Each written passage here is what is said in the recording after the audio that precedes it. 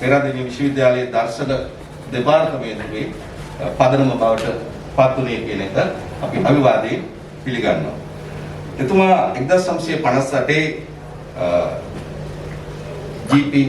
මලසේකර මැතිතුමා සමග ප්‍රකාශයට පත් කරා Buddhism and the race question බුද්ධාංශ ජාති ප්‍රශ්නයේ කියන කෘතිය 1963 දී early Buddhist theory of knowledge මුල් බුදු සමය ඥාන විභාගවාදයේ කියන ලෝක ප්‍රකට කෘතිය ඒ වගේම 1967 the principle of international law in Buddhist doctrine කියන කෘතිය වගේම එතුමාගේ අභාවයෙන් පසුව එතුමා විසින් නොයෙක් වර රචනා කරලද ලිපි එකතු කරගෙන ලෝක ප්‍රකට මහාචාර්යවරයෙකු මිලියන් ස්මාර්ට් විසින් the message of the Buddha නමින් එම ලිපි මාලාව කෘතියක් ලෙසින් පළත් කරා.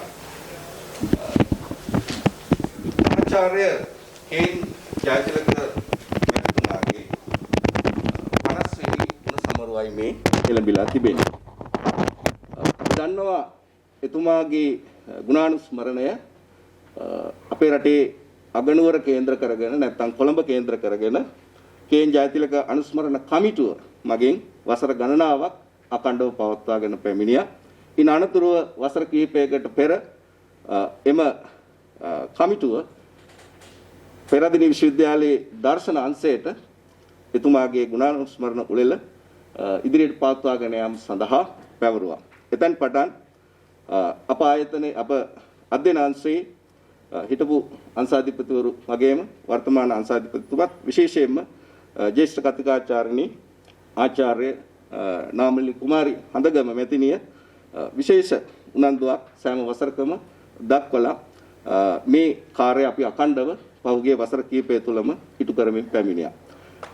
විශේෂයෙන්ම එතුමාගේ 50 වෙනි ගුණ සමරුව සඳහා කිසියම් ලිපි සරණියක් ප්‍රකාශයට පත් කළ යුතුයි කියන සංකල්පයත් අපගේ නාමලි හදගම ජ්‍යෙෂ්ඨ කතිකාචාර්යනීයගේ අදහසක්.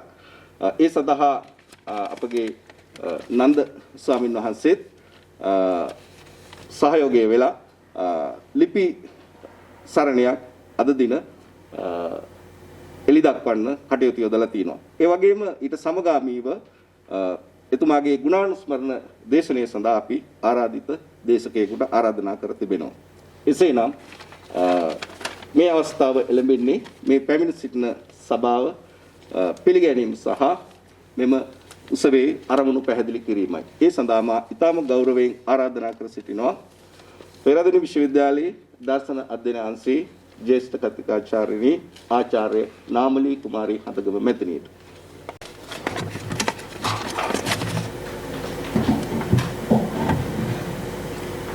ගෞරවනීය ස්වාමීන් වහන්සේලා ඇතුළු පෙරදින විශ්වවිද්‍යාලයේ උපකුලපතිතුමන් නියෝජ්‍ය උපකුලපතිතුමන් සහ සම්භාවනීය අමුත්තන්ගෙන් අවසරයි.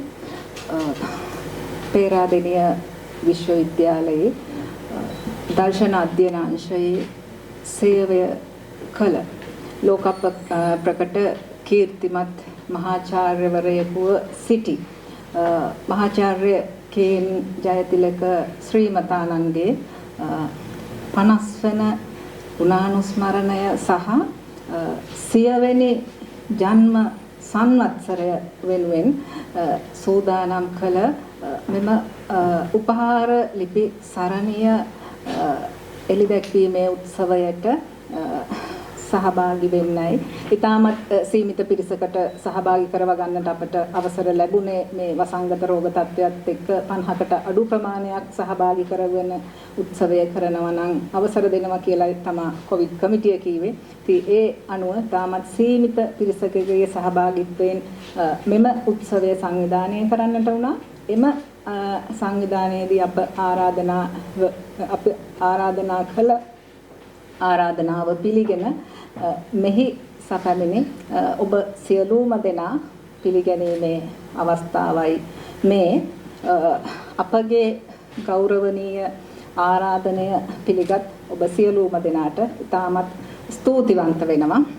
ඇත්තටම පේරාදෙණිය විශ්වවිද්‍යාලය ඉතාමත් කීර්තිමත් ඉතිහාසයක් තියෙන සාඩම්බර සම්ප්‍රදායක් සහ සංස්කෘතියක් ඇති විශ්වවිද්‍යාලයක්. අප විශ්වවිද්‍යාලයේ කීර්ති නාමයට ඉතාමත් විශිෂ්ට සහභාගීත්වයක් දැක්වූ ජ්‍යෙෂ්ඨ මහාචාර්යවරයෙකුව සිටි විශේෂයෙන්ම අංශාධිපතිවරයෙකු අධ්‍යයනාංශයක මහාචාර්යවරයෙකු කාලාන්තරයක් තිස්සේ ශාලාධිපතිවරයෙකු ඒ විතරක් නෙමේ සනාතන සභාවේ සමාජිකයෙකු පාලක සභාවේ සමාජිකයෙකු වශයෙන් නොයෙකුත් ශාස්ත්‍රීය කටයුතු මෙන්ම පරිපාලන කටයුතු වලටත් නායකත්වය සහ මූලිකත්වය දුන් මහාචාර්ය කේ.එන්. ජයතිලක ශූරීන්ගේ 50 වෙනි ගුණානුස්මරණය කෘතවේදී පිරිසක් විදිහට අප මේ අවස්ථාවේදී සමරන්නට උත්සාහ කරනවා. ඇත්තටම ඉතිහාසයක් ලියවෙන්නේ ඉතිහාසයක් ගොඩනැගෙන්නේ වර්තමානයේ අප කරන බොහෝ දේ තුලින් ඒ දේ අප හැකියාවරින් කරනවා නම් ඉතිහාසය වඩාත් සාධාරණව සටහන් වේවි. මේ කෘතවේදී අවස්ථාවට සම්බන්ධ වෙන්නට අප කළ ගෞරවනීය ආරාධනය පිළිගෙන මෙහි පැමිණි ගෞරවනීය ස්වාමීන් වහන්සේලා ඉතාම নমස්කාර පූර්වකව මෙම උත්සව සභාව වෙනුවෙන් මම මේ අවස්ථාවේදී පිළිගනු ලබනවා. ඔබ වහන්සේලාගේ පැමිණීම මෙම උත්සව සභාවට ඉතාමත් ගෞරවයක් කොට සැලකනවා. ඒ වගේම විශේෂයෙන්ම අප පේරාදෙණිය විශ්වවිද්‍යාලයේ දර්ශනාංශය අපිටම අනන්‍ය ස්වරූපයකින් වැඩ කටයුතු කරන ඉතාමත් චාම් දෙපාර්තමේන්තුවක්. නමුත් ජීවිතය ගැනත් ලෝකය ගැනත් හරි අවබෝධයක් ලබා ගන්නට මේ විෂය තුලින් පුළුවන් කියලා මම විශ්වාස කරනවා. මහා විශාල උත්සව නැතත් පිළිගැනීම් සාද නැතත් අප දෙපාර්තමේන්තුවේ කළ සෑම වැඩකටම ඉතාමත් සුහද සිතින් අප සමග එක්වුණු උපකුලපතිවරයෙක් අපට හිටියා. ගරු උපකුලපතිතුමනි, ඔබතුමන්ගේ පැමිණීම මේ අවස්ථාවේ මා ඉතාමත් ගෞරවයක් කොට සැලකනවා. දර්ශන දෙපාර්තමේන්තුවෙන් පවත්වන කලාතුරකින් පවත්වන මම හිතන්නේ උත්සව දෙකක් පමණයි ඔබතුමන්ගේ සහභාගීත්වයෙන් අපි පවත්වන්නේ වර්ෂයකට ඒ ජාත්‍යන්තර දර්ශන දිනය සහ මේ ළඟදී පටන් ගත්ත මහාචාර්ය කේ.එන්. ජයතිලක අනුස්මරණ උත්සවය.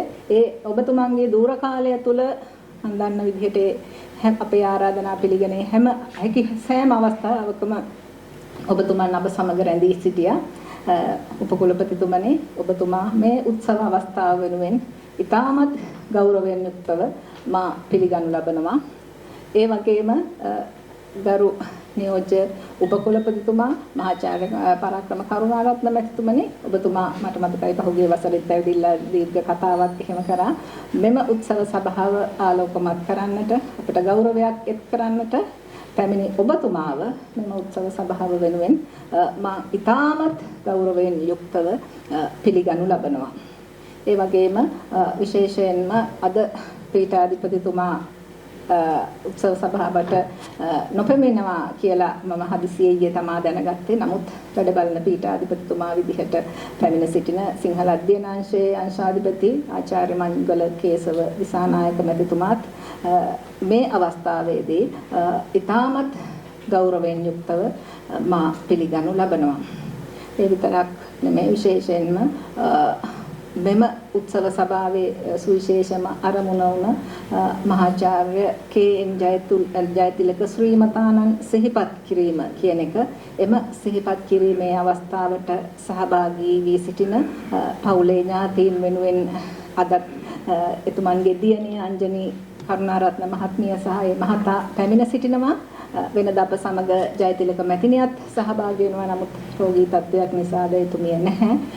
නමුත් ඒ පවුලේ ඥාතීන් වෙනුවෙන් පැමිණ සිටින එතුමන්ගේ දියණිය සහ බෑණනුවන් මෙම උත්සව අවස්ථාවේදී තාමත් ගෞරවයෙන් යුක්තව මා පිළිගනු ලබනවා.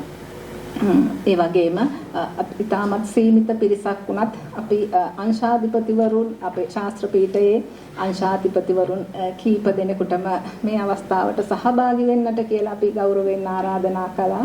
ඉතින් වසංගත රෝග තත්ත්වයන් මැද්දේ වද උත්සව හුඟක් දෙනෙක් ප්‍රතික්ෂේප කරනවා. නමුත් ඔබලා තුමන්ලා කීප දෙනෙක්ම පැමිණ සිටිනවා. විශේෂයෙන්ම අද මෙම උත්සව අවස්ථාවට සහභාගී වූ ශාස්ත්‍ර පීඨයේ සියලුම දෙපාර්තමේන්තු වල අංශාධිපතිවරුන් අංශාධිපතිනියන් සහ අනෙකුත් පැමිණ සිටින අපේ ආරාධනාව පිළිගෙන මෙහි පැමිණ සිටින මහාචාර්යවරුන් සහ ආචාර්ය මණ්ඩලයේ සියලුම දෙනාත් තාමත් ගෞරවයෙන් යුක්තව මා මේ අවස්ථාවේදී පිළිගනු ලබනවා. මහාචාර්ය කේ.එන්. ජයතිලක ශූරීන්ගේ විශිෂ්ට සේවයට කෘතවේදීත්වය දැක්වීම සඳහා එතුමන්ගේ 50 වන ගුණානුස්මරණයත් 100 වෙනි ජන්ම සංවත්සරයත් සිහිපත් කිරීම සඳහා විශේෂ යමක් අපි කළ යුතුයි කියලා මම මුලින්ම කතා කරේ විශේෂ පුද්ගලයෙකු සමග. එතුමන් ඉතාමත් කාරුණිකව මම හිතන්නේ හුඟක් වෙලාවට කරදරයක් වෙනවා ඇති දුරකථනයෙන් තමයි අපි කතා කරන්නේ. වසරයකට එකමාරකට විතර පස්සේ තමයි එතුමන් අද මම දැක්කේ. එතුමන් හැම වෙලේම උපේක්ෂාවෙන් හොඳයි නාමලී අපි පටන් ගමු. උපහාර ලිපි සරණියක් සකසන්නට අපි පටන් ගත්තා. ලිපි තෝරා ගැනීම සම්බන්ධව සුදුසු ලිපි තෝරා ගැනීම සම්බන්ධව කතා කරලා අවසානයේ උපහාර ග්‍රන්ථයක් අපි සම්පාදනය කරා. ඒ විතරක් නෙමෙයි අවසානයේ පසුගිය ජනවාරි මාසයේ මම දුරකථනයෙන් කතා කරලා උපහාර ග්‍රන්ථයේ වැඩ ඉවරයි ප්‍රධාන දේශනය කරන්න ඔබතුමා පැමිණෙනවද කියලා. ඒ අවස්ථාවේදී හොඳයි නාමලී දිනයක් වෙන් කරගෙන කියන්න මම එන්නම් කිව්වා. අන්තිමට උපකුලපතිතුමාගේ ඩයරිය බලනකොට අපිට මේ දිනය වෙන් කරගන්නට හැකි වුණා. එතුමන් ලංකාවේ හිටියෙත් නැහැ. මේ හැම එකක්ම දුරකථනයේ තමයි සිද්ධ වුණේ. මේ සියලු දේවල් උපේක්ෂාවෙන් ඉවසමින් උපදෙස් ලබා දෙමින් අනුග්‍රහය දක්වමින් අප පසුපස මේ කාර්යයේදී ධෛර්යයක් වෙමින් ශක්තියක් වෙමින් හිටියේ කොළඹ විශ්වවිද්‍යාලයේ ජ්‍යෙෂ්ඨ මහාචාර්ය සේවාර්ජිත මහාචාර්ය අසංග තිලකරත්න ශ්‍රීමතානන්. එතුමන් අද මෙම උත්සව අවස්ථාවේ ප්‍රධාන දේශනය කිරීමට පැමිණ සිටිනවා. මා මෙම උත්සව අවස්ථාව වෙනුවෙන් පෙරදින විශ්වවිද්‍යාලයේ දර්ශන දෙපාර්තමේන්තුව වෙනුවෙන් ඔබතුමන්ව ඉතාමත් ගෞරවයෙන් යුක්තව පිළිගනු ලබනවා. ඔබතුමන්ගේ මහා දැනුම් සම්භාරය ඉදිරියේදීත් පෙරදින විශ්වවිද්‍යාලයට විශේෂයෙන් අපගේ දර්ශන දෙපාර්තමේන්තුවට ලබා දෙනු ඇතයි මා විශ්වාස කරනවා. ඒ වගේම විශේෂයෙන්ම අද මෙම අවස්ථාවට සහභාගී වී සිටින මෙම උපහාර ග්‍රන්ථය එළිදැක්වීමේ උත්සවයේදී විශේෂ ආරාධනා ලබා මෙහි පැමිණ සිටින පේරාදෙණිය විශ්වවිද්‍යාලයේ දර්ශන අධ්‍යයනාංශයේ හිටපු දර්ශන හා මනෝවිද්‍යා අධ්‍යයනාංශයේ හිටපු අංශාධිපති ශාස්ත්‍ර පීඨයේ පීඨාධිපති මහාචාර්ය ඩයස් ගුණරත්න ශ්‍රීමතානන් පැමිණ සිටිනවා. ඒ වගේම බෞද්ධ අධ්‍යයනාංශයේ හිටපු මහාචාර්ය පී.ඩී. ප්‍රේමසිරි ශ්‍රීමතානන් අද මෙහි පැමිණ සිටිනවා. ඒ සියලුම දෙනාත් මා මේ අවස්ථාවේදී මේ උත්සව සභාව වෙනුවෙන් ඉතාමත් ගෞරවයෙන් යුක්තව පිළිගනු ලබනවා. ඒ වගේම අපගේ මෙම උපහාර ග්‍රන්ථයට විශේෂ ලිපි සැපයූ සියලුම ලේඛක විශේෂයෙන්ම ගෞරවනීය ස්වාමින් වහන්සේලා ඇතුළු විශ්වවිද්‍යාල ආචාර්ය මණ්ඩලයෙන් අපි ලිපි තෝරාගත්තේ ඒ පැමිණ සිටින ලේඛකයන් කීප දෙනෙකුටම අපි ආරාධනා කරා. ඒ පැමිණ සිටින ලේඛක ස්වාමින් වහන්සේලා ඇතුළු විශ්වවිද්‍යාල ආචාර්ය මණ්ඩල වලින් සහ ඒ පැමිණ සිටින සියලුම දෙනාත් ඉතාමත් ගෞරවයෙන් යුක්තව මෙම උත්සව සභාව වෙනුවෙන් මා පිළිගනු ලබනවා. ඒ වගේම විශේෂයෙන්ම අපගේ ආරාධනාව පිළිගෙන මෙහි පැමිණ සිටින පේරාදෙණිය විශ්වවිද්‍යාලයේ ශාස්ත්‍ර පීඨයේ ජ්‍යෙෂ්ඨ සහකාර ලේකකාධිකාරිතුමිය, ජ්‍යෙෂ්ඨ සහකාර මූල්‍යාධිකාරිතුමා, සහකාර ලේකකාධිකාරිතුමා ඇතුළු සියලුම දෙනාත් මේ අවස්ථාව වෙනුවෙන් සියලුම පරිපාලන නිලධාරීන් ඇතුළු අනධ්‍යයන කාර්ය මණ්ඩලයේ සියලුම දෙනාත් මේ අවස්ථාවේදී ඉතාමත් ගෞරවයෙන් සිහිපත් කරනවා. ඒ විතරක් නෙමෙයි විශේෂයෙන්ම අපගේ මෙම උත්සව සභාවට ඉතාමත් සුවිශේෂ ආරාධිත අමුත්තෙක් පැමිණ සිටිනවා. මෙවන් උපහාර ග්‍රන්ථයක් අපට නිර්මාණය කරගන්නට වෙන්නේ නැහැ. එතුමන්ගේ අනුග්‍රහය සහ දායකත්වය නොවේ නම් මෙම උපහාර ග්‍රන්ථය සම්පාදනය කර ගැනීමේදී ප්‍රකාශයට පත් කර ගැනීමේදී අපට සුවිශාල දායකත්වයක් දුන් දේශබන්තු සිරිසුමන ගොඩගේ මැතිතුමන් ගොඩගේ ප්‍රකාශනාධිපති දේශපන්දු සිරිසුමන ගොඩගේ මැතිතුන් අද මෙම අවස්ථාවට දුර බැහැර ගෙවාගෙන පැමිණ සිටිනවා. එතුමන් ඉතාමත් ගෞරවයෙන් යුක්තව මෙම උත්සව සභාව වෙනුවෙන් මා මේ අවස්ථාවේදී පිළිගනු ලබනවා.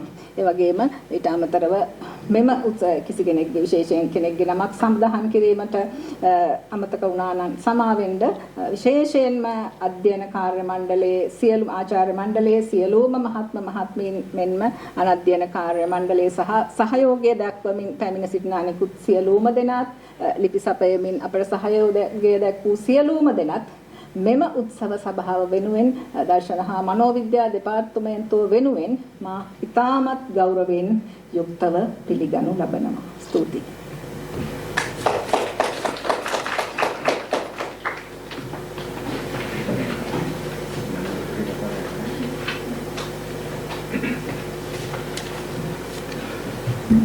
බෙහෙවින්ම ස්තුතියි. ඊළඟට යෙදී තිබෙන්නේ ඊටම වැදගත් කාර්යභාරයක්. ඒ තමයි මහාචාර්ය කේ.එන්. ජයතිලක මැතිතුමන් වෙනුවෙන් එතුමාට උපහාරයක් වශයෙන් බෞද්ධ ඥාන විභාග නමින් සකස් කරන ලද ලිපි සරණිය, ඒ ගුණානුස්මරණ ලිපි සරණිය පිළිගැන්වීම. ඒ සඳහාම ගෞරවයෙන් ආරාධනා කරනවා එම ලිපි සරණිය සකස් කිරීම සඳහා සංස්කාරකවරු ලෙස දායක වුණු ආචාර්ය නාමලී කුමාරි හඳගම මැතිණියටත් ඒ වගේම අනුරාධපුර භික්ෂු විශ්වවිද්‍යාලයේ කතිකාචාර්ය ගෝනලගොඩ නන්ද ස්වාමින් වහන්සේටත්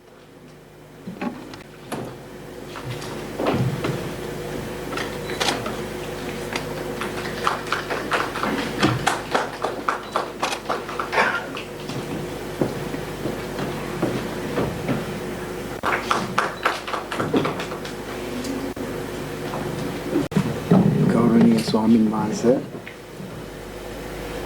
නියෝජ්‍ය උපකුලතුමනි අද විශේෂ දේශනය සඳහා මෙහි පැමිණි අසංග තිලකරත්න මැතිතුමනි වගේම ගොඩගේ මැතිතුමනි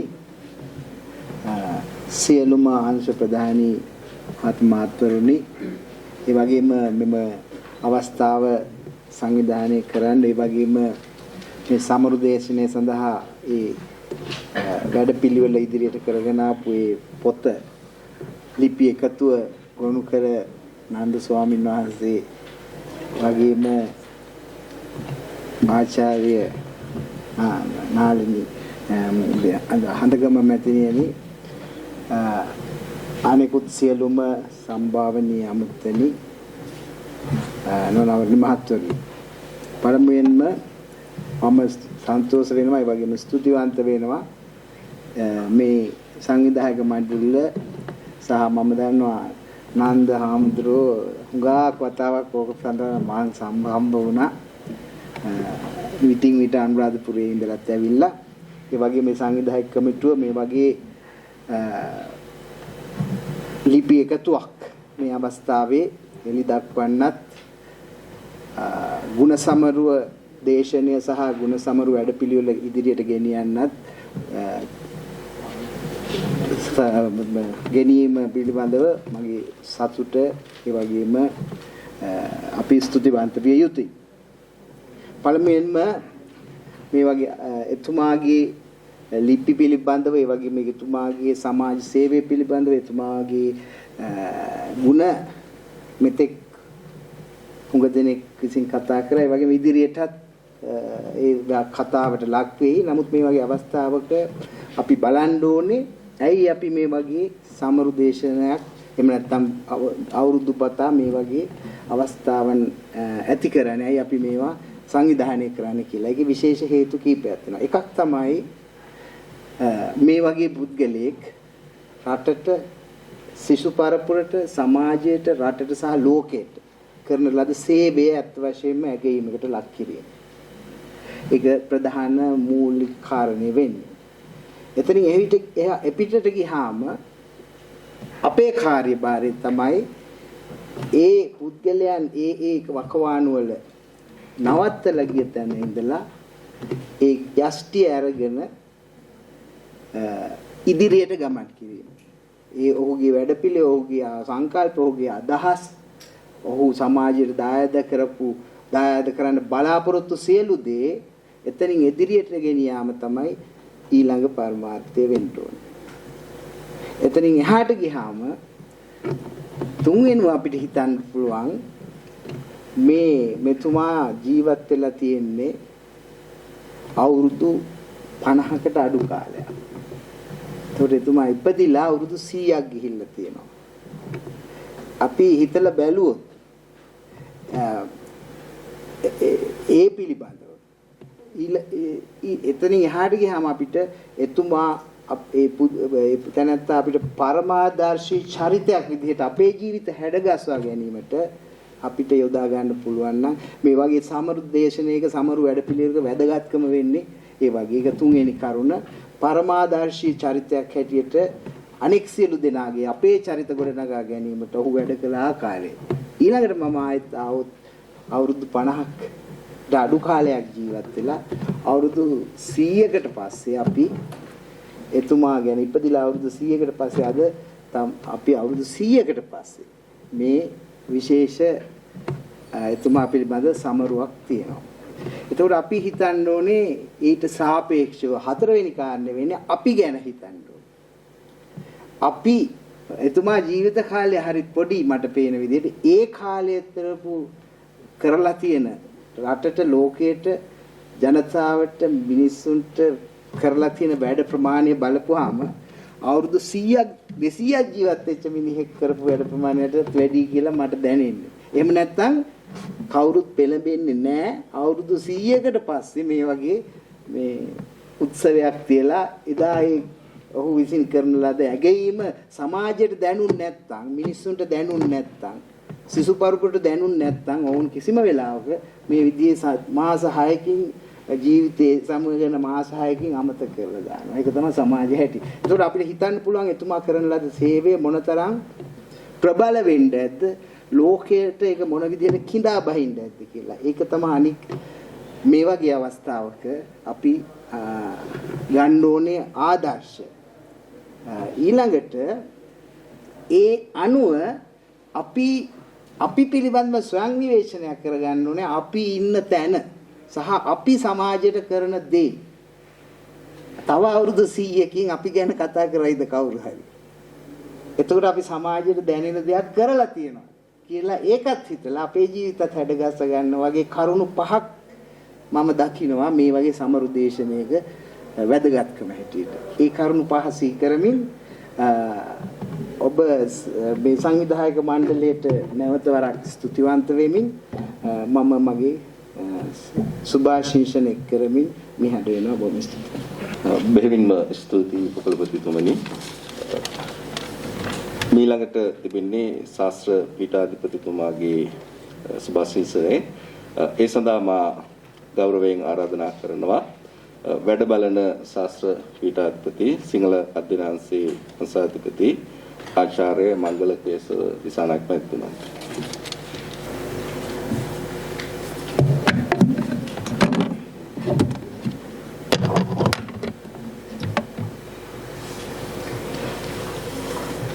සදා වන්දනීය මහා සංඝරත්නයන් අවසරයි. පෙරාදෙණිය විශ්වවිද්‍යාලයේ උපකුලපති තැන්පත් මහාචාර්ය උපුල්බී දිසානායක මහත්මයන්, නියෝජ්‍ය උපකුලපති මහාචාර්ය පරාක්‍රම කරුණාරත්න මහත්මයාණන්, ඒ වගේම අද සමරු දේශනය සඳහා සම්ප්‍රාප්ත වූ මහාචාර්ය අසංග තිලකරත්න මහත්මයාණන්, ඒ වගේම පෙරාදෙණිය විශ්වවිද්‍යාලයේ බොහෝ කාලයක් සේවය කොට සේවාර්ජිත අපේ ජ්‍යෙෂ්ඨ මහාචාර්යවරුන් සියලුම දෙනාගෙන්, සියලුම අංශාධිපතිවරුන්ගෙන්, සියලුම පරිපාලන නිලධාරීන් ඇතුළු මේ විද්වත් ජන සභාවේ සම්භාවනීය ඔබ තමුන්නාන්සේලා සිළුම් දෙනාගෙන් අවසරයි. මේ අවස්ථාවේදී මා වැඩ බලන පීඨාධිපතිවරයා හැටියට ඒ වගේම මහාචාර්ය ඕජී දයාරත්න බණ්ඩා පීඨාධිපතිතුමා වෙනුවෙන් මෙබඳු කාර්යයක් ශාස්ත්‍ර පීඨයේහි සිදු කිරීම සම්බන්ධයෙන් දර්ශන අධ්‍යනාංශයේ ඒ අංශාධිපතිතුමා ප්‍රමුඛ ඒ ආචාර්යවරුන්ට සුභාසිංසනය පුද කරන්නට කැමැතියි. ඒ වගේම මේ කාර්යයේහි ප්‍රෝත්සාහී වූ අපගේ ස්වාමින් වහන්සේ ඒ වගේම ආචාර්ය නාමලී හඳගම මැතිණිය අවස්ථා කීපයක විශේෂයෙන්ම හඳගම මැතිණිය මතක් කරා මේ කාර්ය සම්බන්ධයෙන්. ඇත්ත වශයෙන්ම මේ වාගේ මහේසාක්‍ය ග්‍රන්ථයක් ඔබ අතටපත් කරමින් මහාචාර්ය කේ.එන්. ජයතිලක ශ්‍රීමතුන්ගේ ඒ කීර්ති නාමය එතුමා මේ ලංකාවට මේ ලෝකයට විශ්වවිද්‍යාලයට සිදු කරන ලද ඒ මහත් සේවය සිහිපත් කිරීම සත්පුරුෂ ගුණගරුක ශිෂ්‍යයන් සහ එවැගේම මිනිසුන් වශයෙන් අප අතින් විය යුතු කාර්යයක් කියන කාරණය මා මේ අවස්ථාවේදී සිහි කරන්නට කැමැතියි. මහාචාර්ය කේ.එන්. ජයතිලකයන් අප අතරින් වෙන්ව සියක් වසරක් සපිරෙන මේ අවස්ථාව මේ වාගේ මහාර්ග ලිපි සරණියකින් සිහිපත් කිරීම විශේෂයෙන්ම ප්‍රශංසා කටයුතු කාර්යයක් කියා මා විශ්වාස කරනවා. ඇත්ත වශයෙන්ම එතුමා මහාචාර්ය කේ.එන්. ජයතිලක මැතිතුමාණන් සාමාන්‍ය මිනිසෙකුට අතගසන්නට අමාරු ශේෂ්ත්‍ර අතගසා තිබෙනවා. අපි දන්නවා චිත්ත විෂය, බුද්ධ විෂය, විශ්ව විෂය එනමෙතරන් ලෝක විෂය චිත්තාතික්‍රාන්තයි.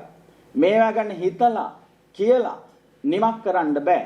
මහාචාර්ය කේ.එන්. ජයතිලක මෙතුමාණන් විශ්වය පිළිබඳව කතා කරනවා.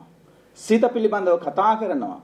අදට වැදගත් වන මේ වර්ගවාදය පිළිබඳව එදා කතා කරලා තියෙනවා. ඒ නිසා එතුමා කතා කරලා තියෙන්නේ ਸਰවාතික්‍රාන්ත සෑම කාලයකම උචිත වුණ විෂයන් පිළිබඳවයි.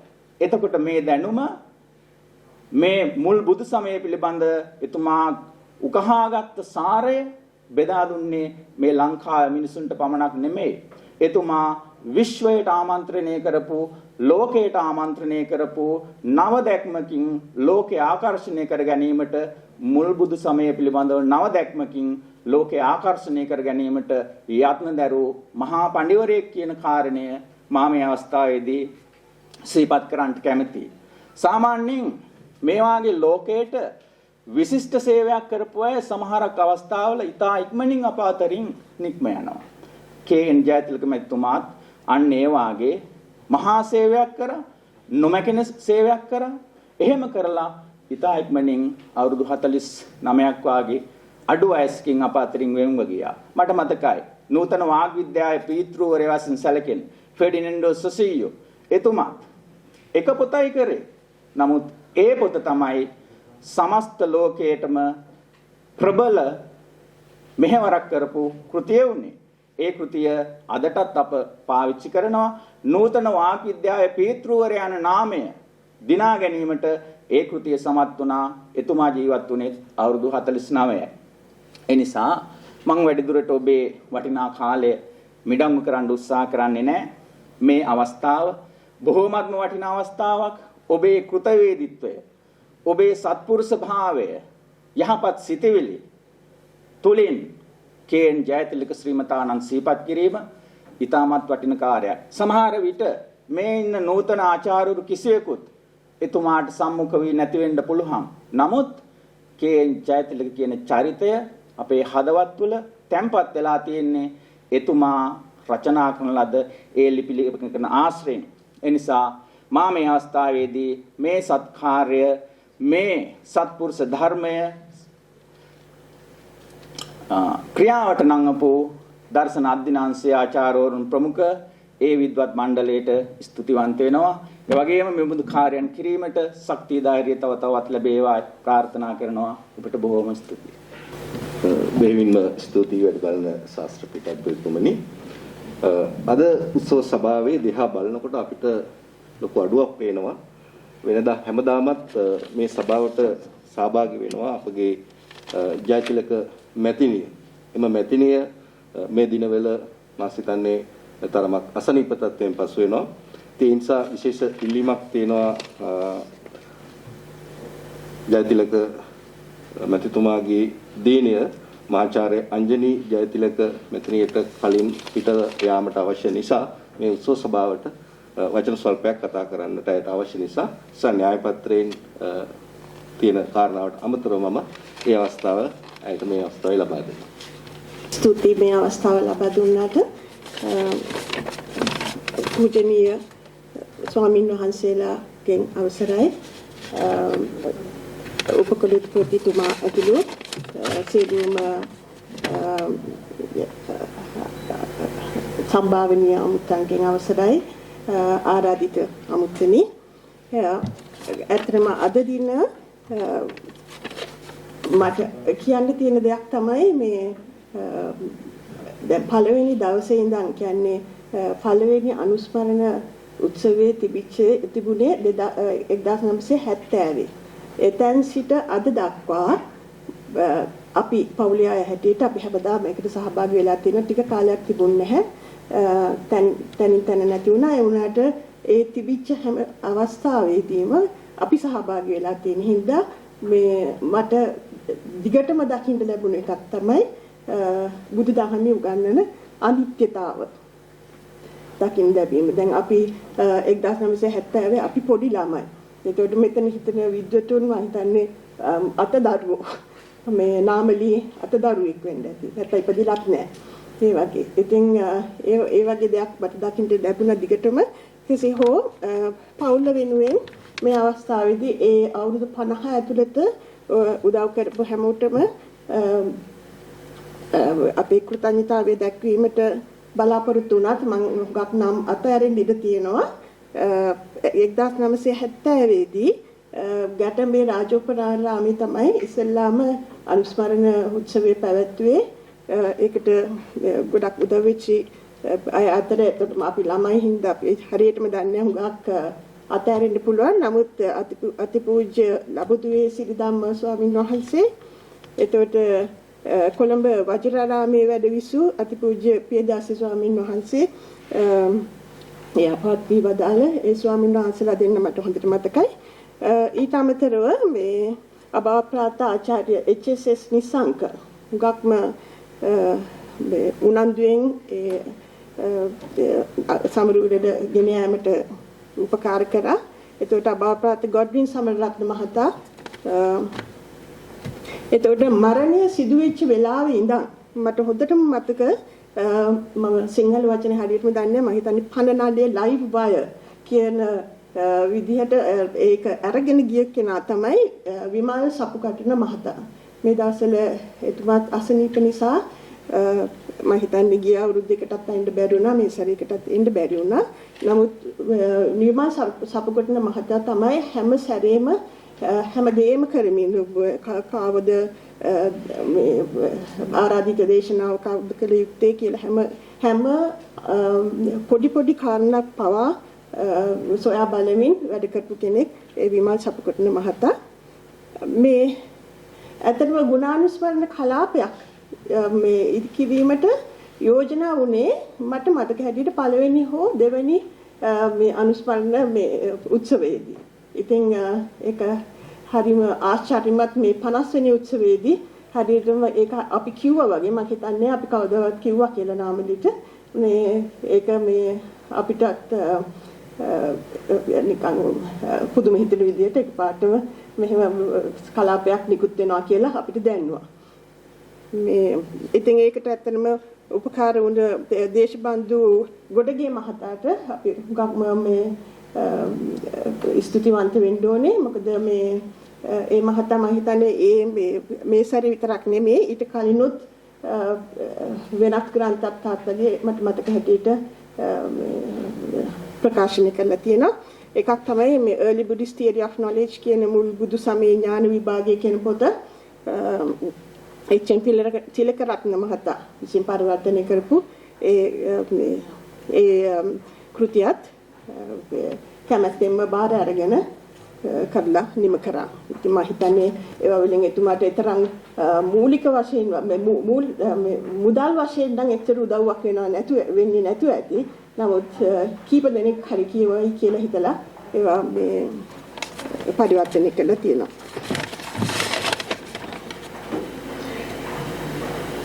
එතකොට මට තවත් නම් දෙකක් නම් කිව යුතුමයි. කොළඹදී ගුණානුස්මරණ උත්සවය පවත්වන වෙලාවේදී ගීතයක් සම්පාදනය කරලා තිබුණා. ඒකේ පද රචනය කරලා තියෙන්නේ අතිපූජ්‍ය තිරුකුණාමලේ ආනන්ද පරිස්වාමීන් වහන්සේ. එතකොට සංගීතය සපයලා තිබුණේ නැසීගිය සරත් දසනායක මහතා. ඊට පස්සේ පසුගිය වර්ෂ 5ක් පමණ මේ විමල් සපුකටනටම තේරුණා ඔහුට දිගටම කරගෙන යන්න බෑ කියලා මේක. ඒ නිසා දර්ශන පීඨයටම බාර දුන්නා මේක කරගෙන යන්න කියලා. ආචාර්ය නාමලි සඳගම මහත්මිය මට තවත් මතකයට එන මේ ඒ කාලේ කතිකාචාර්ය සුමේද ගොඩක් උපකාර වුණා. ඉතින් ඒ සියලු දෙනාගේම දාඩිය මහන්සියෙන් මේ සමරු කලාපයත් මේ අවස්ථාවේදී එලි දක්වන්නට පුළුවන් වුණා. තව එකක් මට දැනෙන දෙයක් අද බොහෝ තදින් දැනෙන දෙයක් තමයි මේ අද දේශනය පවත්වන්නේ මහාචාර්ය තිලකරත්න මහතා 49 වෙනි දේශනයත් පැවැත්වුවේ මහාචාර්ය තිලකරත්න මහත්මයා. එදා මේ මහත්මයා මේ දේශනය පවත්වලා ඉවර වුණාට පස්සේ කියපු කතාවක් තමයි 50 වෙනි දේශනයේට මෙච්චර කිට්ටු වෙනකම් බලන් ඉන්න එපා දැම්මම ලෑස්ති වෙන්න කියලා. ඉතින් නැවතත් බුද්ධ ධර්මයේ අනිත්‍ය අපිට මෙනෙහි කරන්නට සලස්වමින් මේ කොවිඩ් වසංගතය පැමිණ නිසා යම් කිසි සැලසුමක් තිබුණා නම් ඒ සැලසුම් ඔක්කොම වෙනස් වුණා. දවසක් වෙනස් වුණා, අවුරුද්දක් වෙනස් වුණා. 50 වෙනි හරියටම 50 වෙනකම්ම 50 වෙනි දේශනාව කරන්න බැරි වෙලා 51 වෙනි දේශනාවේ 51 වෙනි අවුරුද්දේ තමයි මේ උළෙලය කරන්නට හැකි වුණේ. ඉතින් ඒ නිසා මේ බොහෝ දෙනෙක් මේ ගමනේ ඒමට උපකාර වෙලා තියෙනවා. මම හිතන්නේ මම ගොඩක් නම් අතාරින්න ඇති. ඒ වුණාට දැන් මේ පසුගිය අවුරුදු 5ක් පමණ විශේෂයෙන්ම දර්ශන දෙපාර්තමේන්තුවෙන් කරපු ඒ සමරු උරද වෙනස් මුහුණුවරක් ගත්තා. මොකද ශිෂ්‍යයන්ගේ සහභාගී වීමෙන් ඒක මේ තවත් මම හිතන්නේ ඊළඟ පරම්පරාවට ඒ අදහස් දීමට අවස්ථාවක් උදා වුණා. ඉතින් මම ඒ සියලු දෙනාටම ස්තුතිවන්ත වෙනවා මේ අවස්ථාවේදී. විශේෂයෙන්ම මේ අවස්ථාවේදී දර්ශන පීඨයේ සියලු දෙනාටම දර්ශන දෙපාර්තමේන්තුවේ සියලු දෙනාටම මේ අධ්‍යයන කාර්ය මණ්ඩලයේ පමණක් නෙමෙයි අනධ්‍යයන කාර්ය මණ්ඩලයේ සියලු දෙනාටම ස්තුතිවන්ත වෙමින් මම මේ වචන ස්වල්පය අවසන් කරනවා. හොඳයි. දැන් එළඹ තිබෙන්නේ අපේ අද දවසේ ප්‍රධාන කාර්යභාරය ප්‍රධාන ආරාධිත දේශනය ආරම්භ කිරීම. ඒ සඳහා මම ආරාධිත දේශකතුමාට ආරාධනා කරන්න පෙර ආතුව එතුමා පිළිබඳව කෙටි හඳුන්වා දීමක් සඳහා ආරාධනා කර සිටිනවා දර්ශන අධ්‍යයන අංශයේ ජ්‍යෙෂ්ඨ කතිකාචාර්ය ආචාර්ය සමන් කුසුකුමාර මැතිතුමන්. ගෞරවනීය සංඝරත්නයේ අවසරයි. පෙරදින විශ්වවිද්‍යාලයේ උපකුලපතිතුමනි, නියෝජ්‍ය උපකුලපතිතුමනි, ඒ වගේම අද දේශනයට පැමිණ සිටින මහාචාර්ය අසංක තිලකරත්න මහතාණෙනි, ඒ වගේම විවිධ අංශවල පෙරදින විශ්වවිද්‍යාලයේ විවිධ අංශවල පැමිණ සිටින ඒ අංශාධිපතිවරුනි, මහාචාර්යවරුනි, ආචාර්යවරුනි, ඒ වගේම අනධ්‍යයන ආචාර්යවරුනි. මට පැවරී තිබෙන්නේ ඊටම කෙටියෙන් අද දින දේශනයේ පවත්වන මහාචාර්ය අසංක තිලකරත්න මහතාව පිළිබඳව කෙටි හැඳින්වීමක් කිරීමයි. අනුරාධපුර බුද්ධ ශ්‍රාවක ධර්මපීඨයෙන් ත්‍රිපිටකවේදී උපාධියත්, පේරාදෙණිය විශ්වවිද්‍යාලයේ බෞද්ධ දර්ශන විෂයෙන් ගෞරව ශාස්ත්‍රවේදී උපාධියත්, ඇමරිකා එක්සත් ජනපදයේ හවායි විශ්වවිද්‍යාලයේ බටහිර දර්ශනය විෂයෙන් ශාස්ත්‍රපති උපාධියත් එම විශ්වවිද්‍යාලයෙන්ම තුලනාත්මක දර්ශනය විෂයෙහි ආචාර්ය උපාධියත් ඒ මහතා හිමි කරගෙන තිබෙනවා. 1992-2006 කාලය තුල කැලණිය විශ්වවිද්‍යාලයේ පාලි හා බෞද්ධ අධ්‍යයන පශ්චාත් උපාධි ආයතනයෙහි බෞද්ධ දර්ශන අධ්‍යයන අංශයෙහි මහාචාර්යවරයා වශයෙන් ඒ මහතා සේවය කර තිබෙනවා. ඒ වගේම කොළඹ විශ්වවිද්‍යාලයේ පාලි හා බෞද්ධ අධ්‍යයන ඒකකයෙහි මහාචාර්යවරයෙකු වශයෙන්ුත් ඒ මහතා සේවය කර තිබෙනවා. මිනිස් ගැටලු පිළිබඳ බෞද්ධ විග්‍රහය නම් පොත 1979 ප්‍රකාශයට පත් කරමින් ඒ මහතා ග්‍රන්ථකරණයට ප්‍රවේශ වුණා. ඒ වගේම විශේෂම බෞද්ධ දර්ශනය පිළිබඳව ලියන්න පටන් ගත්තා. එතෙන් සිට අද දක්වා විශාල ග්‍රන්ථ ප්‍රමාණයක්, ලිපි ප්‍රමාණයක් ඒ මහතා අපට ඉදිරිපත් කර තිබෙනවා. විශේෂයෙන්ම තේරවාදය, අභිධර්මය සහ මහායාන බෞද්ධ දර්ශන වලට අදාළව ලිපි ලේඛන පොත්පත් ගණනාවක් පළ කර තිබෙනවා. ඒ අතරින් Nirvana and Ineffability, a study of the Buddhist theory of reality and language කියන කෘතිය ප්‍රදාන වෙනවා. ඊට අමතරව මහාචාර්ය වයි කරුණාදාස, ඇලෝසියස් පීරිස් පියතුමා, ධම්ම විහාර හිමි පිළිබඳව ඒ අයට උපහාර ග්‍රන්ථ ගණනාවක් සම්පාදනය කරන්න ඒ මහතාගේ ශාස්ත්‍රීය සේවය ඉදිරිපත් කර තිබෙනවා. ඒ වගේම පසුගිය වසරේදී ඒ මහතා ලියපු සියලුම ලිපි ලේඛන ඉංග්‍රීසි සහ සිංහල භාෂාවෙන් ලියන ලද ලිපි ලේඛන එකතු කරලා ග්‍රන්ථ ගණනාවක් ප්‍රකාශයට පත් කෙරුවා. නමුත් මේ කොවිඩ් වසංගතයේ මැද්දේ ඇත්තටම අපිට අපේ දෙපාර්තමේන්තුවරත් අපිට පෞද්ගලිකවත් ආරාධනාපත් එවලා තිබුණා. නමුත් අපිට සහභාගී වෙන්න ලැබුණේ නැහැ. ඔබ සියලුම දෙනාට එතුමාගේ ශාස්ත්‍රීය සේවය කුමක්ද කියලා ඒ ලිපි කියවීමෙන්, පොත් කියවීමෙන් දැක බලා ගන්න පුළුවන්. ඒ වගේම තව එක විශේෂ කෘතියක් වුණේ මහතාගේ සහභාගීත්වයෙන් Beyond the Metaphysics of Common Sense, Buddhism, Science and Realism කියන ග්‍රන්ථය 1997 මහනුවර මූලික අධ්‍යයන ආයතනයේ විසින් පවත්වපු බුදුදහම සහ විද්‍යාව පිළිබඳව කරපු සම්මන්ත්‍රණ මාලාවේ ඒ ග්‍රන්ථය ප්‍රකාශයට පත් කරන්න ඒ සංස්කරණ කටයුතු වලට ඒ මහතාගේ සුවිශේෂ දායකත්වය ලැබුණා. මම විශ්වවිද්‍යාලයේ 1997 අවසාන වසර ශිෂ්‍යයෙක් විදිහට මේ කාර්යයට සහභාගී වෙන්න ලැබුණා. එවකට හිටපු විද්‍යාව පිළිබඳව, දර්ශනය පිළිබඳව ඉහළම උසස් බුද්ධිමතුන් ගණනාවක් සහභාගී වෙච්ච එම කාර්යය ඊටම මැනවින් ඉටු කරන්න මේ මහතාගේ සේවය ලැබුණා. ඒ නිසා මම ඊට වඩා සාකච්ඡා කරන්න යන්නේ ඒ මහතාගේ ඒ ශාස්ත්‍රීය සේවය තවත් විශාල වශයෙන් අපිට සාකච්ඡා කරන්න පුළුවන්. අද 50 වෙනි ගුණ සමරුවට මම හිතන හැටියට ඊටම සුදුසු පුද්ගලයෙක්ව මේ කේන් ජයතිලක කමිටුව විසින් ආරාධනා කරලා තිබෙනවා. ඒ නිසා මේ මහතාට මේ දේශනය පැවැත්වීමට අවස්ථාව සලසා දෙමින් මගේ කෙටි අදහස් දැක්වීම අවසන් කරනවා. බොහොම ස්තුතියි.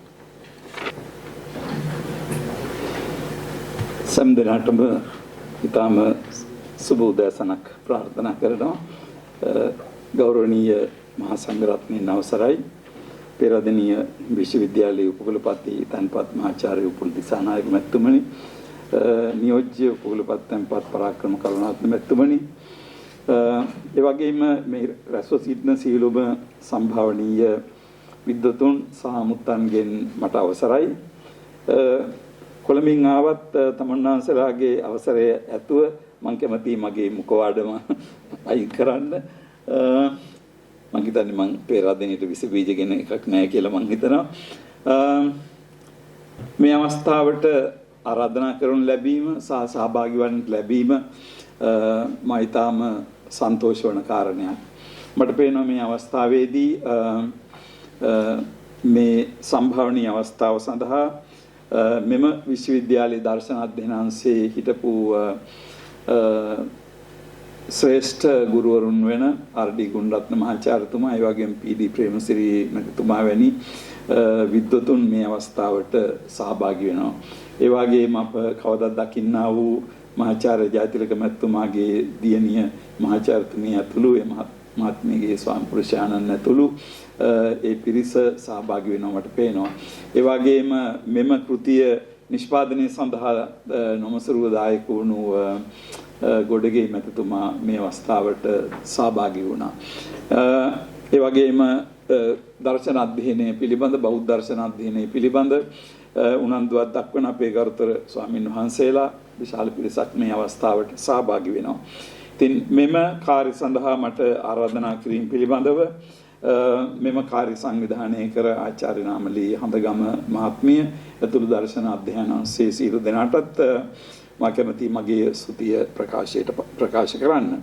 ඒ වගේම ආචාර්ය සමන් පුෂ්කුමාර මැතිතුමාට ස්තුතියි මා ගැන වචන කීපයක් සඳහන් කළාට. මේ අවස්ථාවේදී අද මේ කාර්යය තුල මා දකිනවා අංශ දෙකක්.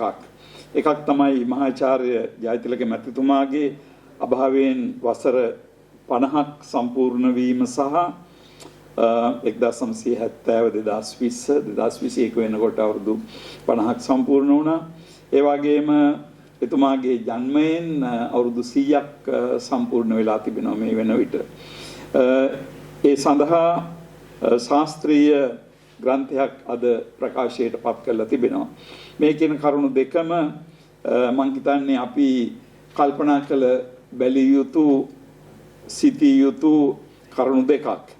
ශතවර්ෂ භාගයක් කියලා කියන්නේ දීර්ඝ කාල පරිච්ඡේදයක්. එතකොට මහාචාර්ය කේ.එන්. ජයතිලක මැතිතුමාගේ අභාවයෙන් පස්සේ අර්ධ ශතවර්ෂයක් ගත වුණු මේ අවස්ථාවේදී අපි එතුමා පිළිබඳව අනුස්මරණය කරන්නේ ඇයි කවර හේතුවක් නිසාද කියන මේ කාරණේ මම හිතන්නේ අපිට අතිශයින්ම වැදගත් වෙනවා. උපකුලපති මහාචාර්යතුමාගේ මහාචාර්ය දිසානායක උපකුලපති මැතිතුමා සඳහන් කළා මේ විදිහේ අවස්ථාවකදී අපි දකින්න ඕන කරුණු කීපයක්.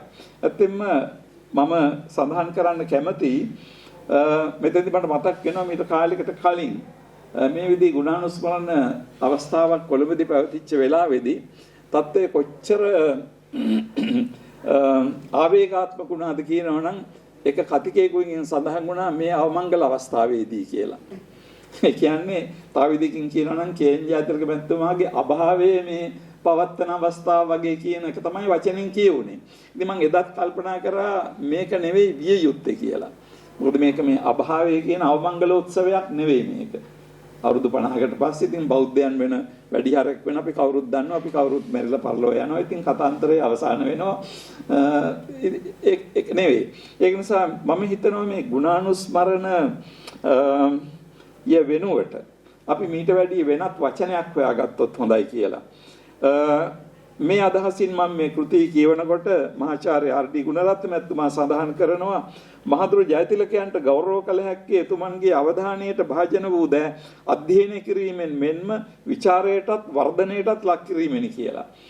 ඒ කියන්නේ දැන් එතන තියෙන අදහස තමයි අපි ගෞරව කරන්න ඕනේ එතුමාගේ අවධානයට භාජන වූ දේවල් අධ්‍යයනය කළා යෂ්ටිය අරගෙන අපි දුවන්න පටන් අරගෙන එක ਵਿਚාරයටත් ඒ වගේම වර්ධනයටත් ලක් කිරීමෙන් කියන එක. මොකද හේතුව මේ කිසියම් විෂයක් සම්බන්ධයෙන් විශේෂයෙන්ම දර්ශනීය වැනි විෂය සම්බන්ධයෙන් අපි කාටවත් අවසාන වචනේ දෙන්න පුළුවන් කට්ටිය කවුරුවත් නැහැ. අවසාන වචනේ දුන්නා නම් මේ විෂය අවසానයි. හැබැයි ඉතින් අපි ප්ලේටෝගේ ප්‍රාග් සොක්‍රටික දාර්ශනිකයන් ඉඳලා අද දක්වත් හදාරනවා. බුදුරජාණන් වහන්සේගේ කන්ෆියුෂියස්ගේ අපි හදාරනවා. ඒ කියන්නේ මේකට අවසාන වචනයක් කාටවත් දෙන්න පුළුවන් කමක් නැහැ. හැබැයි මේක විචාරයටත් වර්ධනයටත් ලක් කරන්න පුළුවන් දෙයක් මේක තුල තියෙනවා. විශේෂයෙන්ම මහාචාර්ය කේ.එන්. ජයතිලකයන්ගේ දාර්ශනික කාර්යය අරගෙන බැලුවොත් එතුමා බෞද්ධ දර්ශනය පිළිබඳ එතෙක් තිබිච්ච අර්ථකථනය සම්පූර්ණයෙන්ම උඩු යටිකුරු කරා. 1963 වැනි වර්ෂයකදී මේ පොත ප්‍රකාශයට පත්වනකොට ලෝකයේ එවකට හිටිය ප්‍රධාන පෙළේ බෞද්ධ උගතුන් සඳහන් කළේ a masterpiece in any standard කියන වචන වලින්. a masterpiece in any standard. ඒක තමයි පාවිච්චි කරපු වචනේ. ඒ කියන්නේ බෞද්ධ දර්ශන අධ්‍යයනය එතුමා තහවුරු කළා මේක එක්තරා ආකාරයක අනුභූතිවාදයක් කියලා. හැබැයි දැන් එතුමා එක තහවුරු කළා අවුරුදු 50ක් වෙනවා. එතකොට ඒ අනුභූතිවාදයේ පිළිබඳ එතුමාගේ මතය තහවුරු කරා ඒක එක්තරා ආකාරයකට අද පිළිගත් සත්‍යයක් බවට පත් වෙලා තියෙනවා. ඉතින් ඕක මං හිතන්නේ ජප කරන්න අවශ්‍ය දෙයක් නෙමෙයි තවදුරටත්. එතන ඉඳන් කතාන්තරේ පටන් ගන්නේ කොහොමද කියන එක. දැන් මං කලින් සඳහන් කරපු මේ ආර්.ඩී. ගුණරත්න මැතිතුමා එතුමාගේ රචනාවල එතුමා දක්වලා තිබෙනවා කේ.එන්. ජයතිලක මැතිතුමන්ගේ මේ දර්ශනය තුළ තාර්කික දාර්ශනික අදහස් අර්ථකථනය කරපු ආකාරය සහ එයින් ඔබට ජයතිලකගෙන් ඔබට යන විදිය. ඒ වගේම මහාචාර්ය ප්‍රේමසිරි මැතිතුමා එතුමාගේ ආචාර විද්‍යාත්මක දාර්ශනික සංකල්ප තවදුරටත් විග්‍රහ කරලා තිබෙනවා. දර්ශනය ඉදිරින් එහාට යන විදිය. මම හිතන්නේ මේක අපට අතිශයින්ම අවශ්‍ය වෙනවා. විශේෂයෙන්ම දාර්ශනිකයෙක් පිළිබඳව අපි මේ අවස්ථාවේදී කල්පනා කරලා බලනකොට බෞද්ධ දර්ශනය සහ ඒ වගේම තුලනාත්මක දර්ශනය කියන විෂය මේ විෂය අනාගතයේ සඳහා අපි භාවිත කරන්නේ කොහොමද? මහාචාර්ය කේ.එන්. ජයතිලකකින් ආරම්භ කරලා මේ ගමන අපි ඉදිරියට යන්නේ කොහොමද කියන එක. ඇත්තෙන්ම දැන් පෙරාදෙණි විශ්වවිද්‍යාලය පැත්තෙන් බලනකොට මම හිතන්නේ මම මේ සඳහන් කරන එක අතිශයෝක්තියක් නොවේ. මේ විශ්වවිද්‍යාලයෙන් බිහි වුණු නිසකයෙන්ම ශ්‍රේෂ්ඨතම දාර්ශනිකයා කේ.එන්. ජයතිලක මහත්මයා. ඒ වගේම අපි දන්නවා මේ විශ්වවිද්‍යාලයෙන් පමණක් නෙවෙයි මේ දර්ශන අධ්‍යයනය කියන එක වර්තමාන අර්ථයෙන් කතා කරනවා නම් අපේ ලංකාවේ බිහි වුණු ශ්‍රේෂ්ඨම බෞද්ධ දාර්ශනිකයා කේ.එන්. ජයතිලක කියලා. ඒක නිසා මම හිතනවා පෙරාදෙණි විශ්වවිද්‍යාලයට මෙතන තියෙනවා එක්තරා විදියක බොහොම බලගත් පෞල් සම්බන්ධයක් තමන්ගේ පෞලේ කෙනෙක්. ඉතින් ඇත්තටම අපි දන්නවා අපේ රටේ අපි විවිධ විෂය රාශියක් අද වෙනකොට අධ්‍යයනය කරනවා. නමුත් අවුරුදු 2000කට අධික කාලයක් තිස්සේ මේ රටේ අපි හදාරපු මේ බෞද්ධ අධ්‍යයන විෂයෙන් තමයි අපි තවමත් ලෝකයට ගිහිල්ලා තියෙන්නේ. මම කියන්නේ ඒකෙන් විය යුතුයි කියලා. භෞතික විද්‍යාවද, රසායන විද්‍යාවද, භූගෝල විද්‍යාවද ඔය සියලු දේවල් වලින් අපි ලෝකයට යන්න ඕන. හැබැයි ඒ ඔක්කොම දේවල් වලින් අරන් බැලුවොත් කේ.එන්. ජයතිලක ගිය දුර මට තේරෙන විදියට අන් කිසිම විෂයකින් කවුරුවත් ගිහිල්ලා නැහැ ඒ දුර. මම හිතන්නේ අපි ඒක පිළිගන්න ඕන. ඒක නිසා මට හිතෙනවා මේ විශ්වවිද්‍යාලයේ කේ.එන්. ජයතිලක විශ්වවිද්‍යාලයේ උනාට වරදක් නැහැ කියලා හිතන තරමට මේ එතුමා මේ විෂය ලෝකයේ තුල ව්‍යාප්ත කරලා තිබෙනවා. ඒ වගේම අපි දන්නවා අවුරුදු 49ක 50ක වැනි කෙටි ජීවිත කාලයක් තුළ එතුමා කරපු දේවල්. ඒ වගේම මම මගේ අදහස් දැක්වීමේ අවසානයේදී මම සඳහන් කරන කාරණයක් මම මෙතෙන්දි සඳහන් කිරීමට කැමතියි. මට මතක විදියට එතුමාගේ අභාවය ඉක්මනින් සිද්ධ වීමට හේතු වුණේ එතුමා හුදෙක් බෞද්ධ දර්ශනයේ තාර්කිකව විග්‍රහ කරපු කෙනෙක් පමණක් නෙවෙයි. එතුමා විශ්වාස කරපු දර්ශනය ලංකාවේ අධ්‍යාපන පද්ධතියට ඇතුළත් කරලා මේ ලංකාව තුළ අධ්‍යාපන පරිවර්තනයක් කරන්න ඕන කියලා විශ්වාස කළා. එතුමා එක්තරා ආකාරයක අන්තිමට දේශපාලන පක්ෂයකට උදව් කරා. මුගක් මහන්සි වෙලා උදව් කරා. මම හිතන්නේ මගේ මතකයේ නිවැරදි නම් එතුමාගේ සෞඛ්‍ය පිරිහෙන්න මම හිතන්නේ අන්තිමට හේතුනේ ඒක. ඉතින් ඒකෙන් අපිට පේනවා කේ.එන්. ජයතිලක කියලා කියන්නේ හුදෙක් අර ආම්චයා දාර්ශනිකයෙක් විතරක් නෙවෙයි. එයා ඉගෙනගත්ත, එයා පිළිගත්ත දර්ශනය කියන එක ක්‍රියාවට නංවන්න අවසානයේදී පොඩ්ඩක් නිකන් ආවේගාත්මකව කියනවනම් ජීවිතේ පරිත්‍යාග කරපු කෙනෙක් කියලා කියන්න පුළුවන්කම තිබෙනවා. ඒ කාරණේ ගැන මම තවත් පොඩ්ඩක් පස්සේ කතා කරන්නම්. ඉතින් ඒක නිසා එතුමාගේ අභාවයෙන් අවුරුදු 50ක් සම්පූර්ණ වීම නිමිත්තෙන් මම හිතන්නේ අපි මේ ගුණානුස්මරණයක් කරනවට වැඩිය ගුණානුස්මරණය කරන එක හොඳයි. මම හිතනවා මේක වෙන්න ඕන කේ.එන්. ජයතිලක දිනය. මේක වෙන්න ඕන කේ.එන්. ජයතිලක දේශනය. කේ.එන්. ජයතිලක ඔරේෂන්. අන්න ඒ විදිහ එකක් ඕන වෙන්න. ඒක කරන්න ඕන කවුරු හරි මේ විෂය බෞද්ධ දර්ශනය, තුලනාත්මක දර්ශනය කියන එක පිළිබඳව පරිශන කරපු දේශීය හෝ විදේශීය උගතෙක් වර්ෂයකට සැරයක් ගෙන්නලා එහෙමයි ඒක සිද්ධ වෙන්න ඕන කියලා මට හිතෙනවා.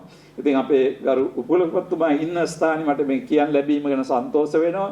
මම හිතනවා මේ කාර්ය දර්ශන අධ්‍යයනයේ අංශයේ ඉන්න අයගේ පමණක් නෙවෙයි සමස්ත විශ්වවිද්‍යාලයේ කාලසටහනේ කැලෙන්ඩරයේ එක වාර්ෂික සිද්ධියක් විදියට දිගට පවත්වාගෙන යනවා නම් ජයතිලක මහත්මයාගේ මේ ලියලි මහත්මිය සඳහන් කළා මේ කාර්ය විතාම දීර්ඝ කාලයක් මා හිත මිත්‍ර විමල් සපකොටන මහත්මයා කොළඹ ආශ්‍රයෙන් සිද්ධ කළා. ඉතින් අපි කවුරුත් දන්නවා එතුමා තමන්ගේ පෞද්ගලික මහන්සියෙන් තමයි මේ එක කරේ. අපි ගොඩක් සහභාගී අවස්ථාවල් වලදී බේරෙන්න බැරි කමක් නැති කවට ඒ තරම් උනන්දුවකින් එතුමා කරා. මම හිතනවා යහපත් සෞඛ්‍ය තත්වයකින් නෙවෙයි මේ දවස්වල ඉන්නේ. නමුත් ඒ දවස්වලත් මම කියන්න මහන්සි ගත්ත ගුණානුස්මරණ නෙවෙයි කළ යුත්තේ කියන එක. නමුත් විෂය අපි දිගට අරන් යන්න ඕන කියන එක. ඉතින් ඇත්තෙන්ම අපි අධ්‍යයනය කරන විෂය දිගින් දිගට පවතිනවා. හැබැයි දර්ශන විෂය, බෞද්ධ අධ්‍යයන කියන විෂය අපි අරගත්තොත් එහෙම ලෝකෙ මං හිතන්නේ අපි අතිශයින්ම පැරණි විෂයක් තමයි අපි හදාරන්නේ. අවුරුදු 10 ගාණක් පරණයි. එතකොට මේක ඉන්දියාවේ ඇති වුණා අවුරුදු 4-5000කට ඉස්සර වෙලා අදි ග්‍රීසිය ඇති වුණා, චීනය ඇති වුණා. ඒ වගේම දාර්ශනික අදහස් මෙසොපොටේමියාව වැනි අනිකුත් ස්ථානවල ඇති වුණා. ඒක හන්දා මේ විෂය අභාව ප්‍රාප්ත වෙන්නේ නැහැ කවදාවත්. ඒක ගැන අපිට බය වෙන්න දෙයක් නැහැ. නමුත් මේ විෂය කොහොමද සමාජාන්විතව සමාජයට ප්‍රයෝජනවත් වන විෂයක් විදියට අර්ථවත්ව අරගෙන යෑමේ අභියෝගය මම හිතන්නේ අපි සෑම දිනාටම තිබෙනවා. 1969 බුද්ධ ජයන්ති අනුස්මරණ ඉන්දියාවේ දේශනයේ පවත්වමින් ජයතිලක සඳහන් කරනවා, in my opinion the philosophy of the Buddha presents a challenge to the modern mind and it should be a primary function and duty of modern philosophers to examine its solutions to basic questions කියලා. මට මතකයි මම 1979 විතර අවුරුදු 10කට පස්සේ මම මගේ මිනිස් ගැටළු පිළිබඳ බෞද්ධ විග්‍රහය කියන පොත ප්‍රකාශයට පත් කරනකොට ඒ පොතේ මම මේ ප්‍රකාශය පුටා දැක්වුවා. හැබැයි මම මහාචාර්ය ජයතිලකින් ඉගෙනගෙන තිබුණේ නැහැ. එකම අත්දැකීම තියෙන්නේ කොල්ලුපිටියේ බෞද්ධ තොරතුරු මධ්‍යස්ථානයේ කියලා ආයතනයක් තිබුණ මඩියේ පඤ්ඤාසිය නාහිමියන් විසින් පවත්වාගෙන ගියේ. ඒ ආයතනයේ එතුමා දේශන වගේ අපැත්තුවින් දේශනාවට එතුමා සහභාගී වෙලා ඉන්නව දැක්කා. එච්චරයි කායික වශයෙන් එතුමාත් එක්ක තිබිච්ච සම්බන්ධය. නමුත් මම කල්පනා කරනවා එතුමාගේ එක්තරා විදිහක ගෝලයක් කියලා. මොකද හේතුව මහාචාර්ය කළුපහන, ඒ වගේම මහාචාර්ය ප්‍රේමසිරි වැනි උගතුන් එතුමන්ලාගේ ඒ පරිේශන විෂය තුළ තමයි මම මගේ පරිේශන කරලා ඍජුව මේ කාර්යයට මා යොමු වුණේ. නමුත් මට මේක මතක් වුණේ 1979 මේ මං යන පෞද්ගලික මේකක් කියනෝනේ මං ඊටාම අවුරුදු 22 23 වගේ ලියාපු පොතක් මේ පොත. නමුත් අවුරුදු 50කට විතර පස්සේ අද බලනකොට මට පේනවා, ඒකත් මං කියන්නේ මං නිසා කරුණා කියලා. නමුත් ලෝකයේ ස්වභාවිකව වෙන්න ඕන පරිදි බෞද්ධ දර්ශනය කියන එක අද වෙනකොට socially engaged Buddhism කියලා ක්‍රියාත්මක කරනවා විතරක් නෙමෙයි, socially engaged Buddhism එකක් හදන්නේ කොහොමද කියන එක පිළිබඳව අද වෙනකොට අතිවිශාල පරිශ්‍රණ රාශියක් සිද්ධ කරනවා. නමුත් මට මතකයි ඒ පොත ලියන්න ගිහිල්ලා මම කෙනෙක් එක්ක කතා කරනකොට birth control නැත්තම් උපත් පාලනය ගැන මොන පිස්සුවක්ද බුදුහාමුදුරුවෝ ගැන කතා කරද්ද මොනවද කතා කරන්න කියලා ඇහුවා. ඒක තමයි අපිට තිබිච්ච අවබෝධය. නමුත් මට ඒ දවස්වලත් තේරුණා birth control ගැන බුදුහාමුදුරුවෝ කතා නොකරට අපිට බුදුහාමුදුරන්ගේ දේශනා ආශ්‍රයෙන් යමක් කියන්න පුළුවන් අර්ථවත් කියන එක. ඒ වගේම මම කල්පනා කරා බුදුහාමුදුරුවෝ කතා නොකරට පරිසර දූෂණය ගැනත් අපිට කතා කරන්න පුළුවන් බුදුහාමුදුරුවෝ කෙලින්ම කතා නොකරට. ඉතින් මෙහෙම තමයි විෂයන් පිළිබඳ perception නැත්නම් අවබෝධය කියන එක වෙනස් වෙනවා. අද කවුරුවත් ඒක වළංගු දෙයක් කියලා මේ වළංගු දෙයක් නෙවෙයි කියලා තර්ක කරන්නේ නැහැ. නමුත් 70 ගණන් වල මම ලියන කාලේ වෙනකොට මොන පිස්සුවද බුදුහාමුදුරුවෝ ගැන කතා කරාද කියන එක තමයි සමාජයේ තිබිච්ච ආකල්පය තිබුණේ. හැබැයි මම එක්තරා ප්‍රමාණයකට මහන්සි ගත්ත නැහැ. බුදුහාමුදුරුවෝ කෙලිප්ප කියන්න ඕනේ නැහැ. බුදුහාමුදුරුවෝ හිටියානම් කියන්නේ මොකද්ද කියන එක අපිට හිතන්න පුළුවන් වෙන්න ඕන අද බෞද්ධ දර්ශනයේ බුදුහාමුදුරන්ගේ චින්තනය තුලින් කියන එක. ඒක නිසා මම මෙතෙන්ද කියන්න කැමතියි KNJ හිටියානම් අද මොකද්ද මේවා ගැන කියන්නේ කියන හිතන එක අපිට තියෙන වගකීමක්. ඒකයි මම හිතන්නේ මේ වචනෙන් අපි ගන්න ඕන. The primary function and duty of the modern philosophers is to examine its solution to the basic questions. The basic questions කියනකොට හුඟක්ම මූලික දේවල් කීපයක් පිළිබඳව තමයි කතා කරන්නේ. ඒ කාරණේට මම ආපහු එන්නම් අන්තිම වෙනකොට දෙවන කාරණේ මම කැමතියි මේ ශාස්ත්‍රීය සංග්‍රහය පිළිබඳව වචනයක් කතා කරන්න. මේ ශාස්ත්‍රීය සංග්‍රහය අපි දන්නවා මේ වගේ කාර්යයක් කරන්න ගියාට පස්සේ මේක තියෙන කොච්චර දුෂ්කරතාව කොච්චරද කියන එක. විශේෂයෙන්ම අපේ විද්වතුන් විද්වතුන් මේකට ලිපි සපයලා තියෙනවා නැත්නම් මෙච්චර කෘතියක් නිර්මාණය කරන්න බෑ.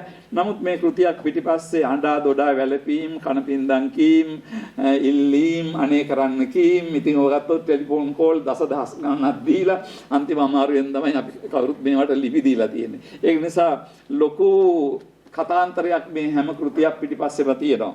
ගෝනලගොඩ නන්දහාමුදුරන්ටත් ඒ වගේම ආචාර්ය නාමලී කුමාරි හඳගමටත් මම හිතන්නේ අපි සීල දෙනා ස්තුතිවන්ත වෙන්න ඕනේ. මොකද මම කල්පනා කරා මම හිතන්නේ අපි හුඟක් දෙනා හිතුවා අවුරුදු 50ක් පිරෙන අවස්ථාව කියලා කියන්නේ එක්තරා ආකාරයක සම්දිස්ථානයක්. අපි පොඩ්ඩක් අපේ accounts දිහා බලලා මොකද්ද වෙලා තියෙන්නේ කොහෙද යන්න ඕන මොනවද කරන්න ඕන කියන එක පිළිබඳව යම්කිසි ආකාර අවබෝධයක් ලබා ගන්න මේක හොඳ අවස්ථාවක්. කේන් ජයතිලකගේ 50 වෙනි මේ අභාවයෙන් 50 වෙනි දිනේ පමණක් නෙවෙයි දර්ශනීය පිළිබඳ කතාන්තරයේ ශ්‍රී ලංකාවේ මොකද්ද කියන එක පිළිබඳව. ඉතින් එතෙන්දී අත්ත වශයෙන්ම මෙබඳු කෘතියක් ප්‍රකාශ කිරීම සම්බන්ධයෙන් මම හිතන්නේ අපි මේ දෙපළට ස්තුතිවන්ත වෙන්න ඕන. ඒ වගේම මම දකින වැදගත් දෙයක් තමයි මෙම කෘතිය තුළ අත්ත වශයෙන්ම මේ මට ඒ තරම්ම කායිකව හම්බෙලා නැති ආශ්‍රය කරන් ලැබිච්ච නැති බෞද්ධ විද්වතුන් රාශියක් මේ කේන් ජයතිලක කෘතියට දායකත්වයේ සපයලා තිනවා. මම කල්පනා කරන එක සුභවාදී දෙයක් කියලා. මොකද හේතුව බෞද්ධ දාර්ශනික චින්තනය ඉදිරියට ගෙන යාම සඳහා පිරිසක් අපේ රටේ බිහි වෙනවා කියන එක.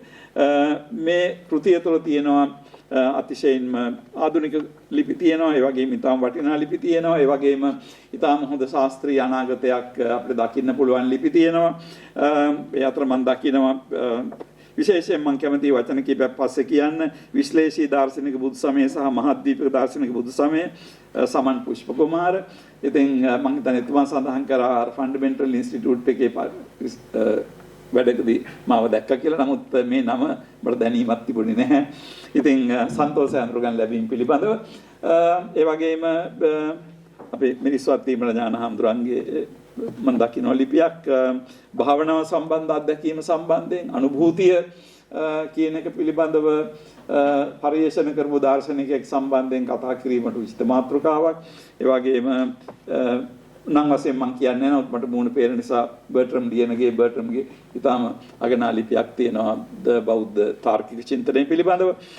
මේ වගේ ලිපි රාශියක් තියෙනවා. මේ විශේෂයෙන්ම මේ විශ්ලේෂී දාර්ශනික බුද්ධහම සහ මහද්වීපික දාර්ශනික බුදු සමය පිළිබඳව මම කැමති වචනයක් ප්‍රකාශ කරන්න. ඒකෙදී දැන් මේ කෘතිය නම් කරලා තියෙන්නේ බෞද්ධ ඥාන විභාගය කියලා.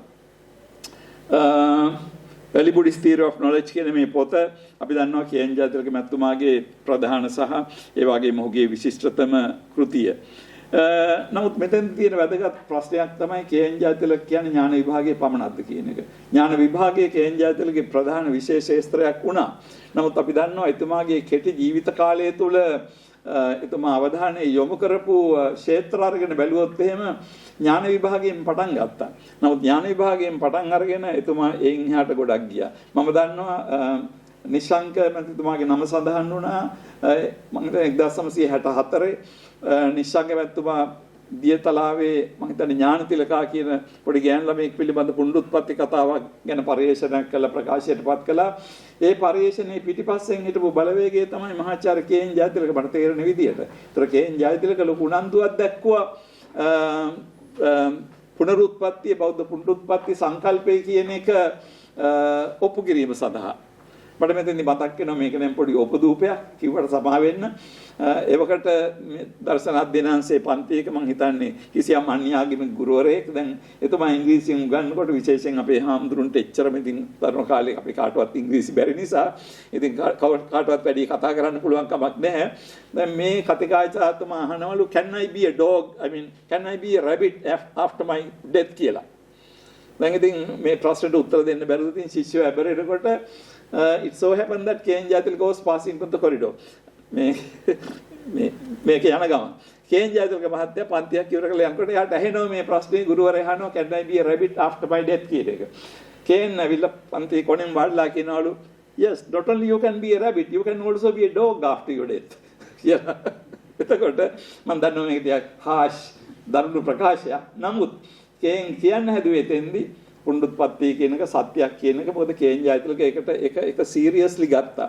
ඉතින් මම හිතන්නේ මම පෙරාදෙනියට අවිල්ල කියන්න ඕනේ නැහැ. ඒ වගේම දන්නවා පුනරුත්පත්ති පිළිබඳව මහාචාර්ය සරච්චන්ද්‍ර සහ මහාචාර්ය කේන් ජයතිලක අතර සම්මුඛ විවාදයක් පැවතිච්ච වෙලාවේදී මම හිතන්නේ අපි කවුරුත් ගරු කරනවා ඒ දෙපළටම ඒ වගේම අත්පස්යෙන් අගය කරනවා සාහිත්‍යදරයෙක් විදියට. නමුත් සරච්චන්ද්‍ර මැතිතුමා මම හිතන්නේ අතේ කිසිම දෙයක් නැතුව ඉතින් එතුමා ආවා කතා කරන්න. නමුත් කේන් ජයතිලක කියලා කියන්නේ එහෙම එක්කෙනෙක් නෙවෙයි. එතුමා පොත් පිට පොත් අරගෙන සටහන් පිට සටහන් අරගෙන මේක සීරියස්ලි ඔප්පු කරන්න එතුමා ඒ සාකච්ඡාවට ඇවිල්ලා තියෙනවා. ඉතින් අපි කතා කරන්නේ මේ විදිහේ කෙනෙක් පිළිබඳව මෙතෙන්දි තියෙන ගැටලුව තමයි එතුමා ඥාන විභාගයේ විතරක් කතා කරපු කෙනෙක් නෙවෙයි අත් වශයෙන්. ඥාන විභාගය කියලා කියන්නේ ආරම්භය. එතුමා ඊළඟට කතා කරා සදාචාරය. දැන් මේකම තව වචන දෙකකින් කියනවා නම් ඥාන විභාගය කියලා කියන්නේ න්‍යාය නම් සදාචාරය කියලා කියන්නේ භාවිතය. එතකොට අපි දන්නවා මේ ඥානයයි සදාචාරයයි කියන දේ අතිශයින් සම්බන්ධව එකට යන දෙයක්. එතකොට ඥානයෙන්තර සදාචාරය අපිට කියන්න පුළුවන් එක්තරා විදිහකින් ඉමැනුවෙල් කාන්ට්ව අනුගමනය කරමින් කියන්න පුළුවන් ඥානයෙන්තර සදාචාරය කියන එක අන්දයි. හැබැයි සදාචාරයෙන්තර ඥානය කියන එක හිස් අර්ථවත් නැහැ.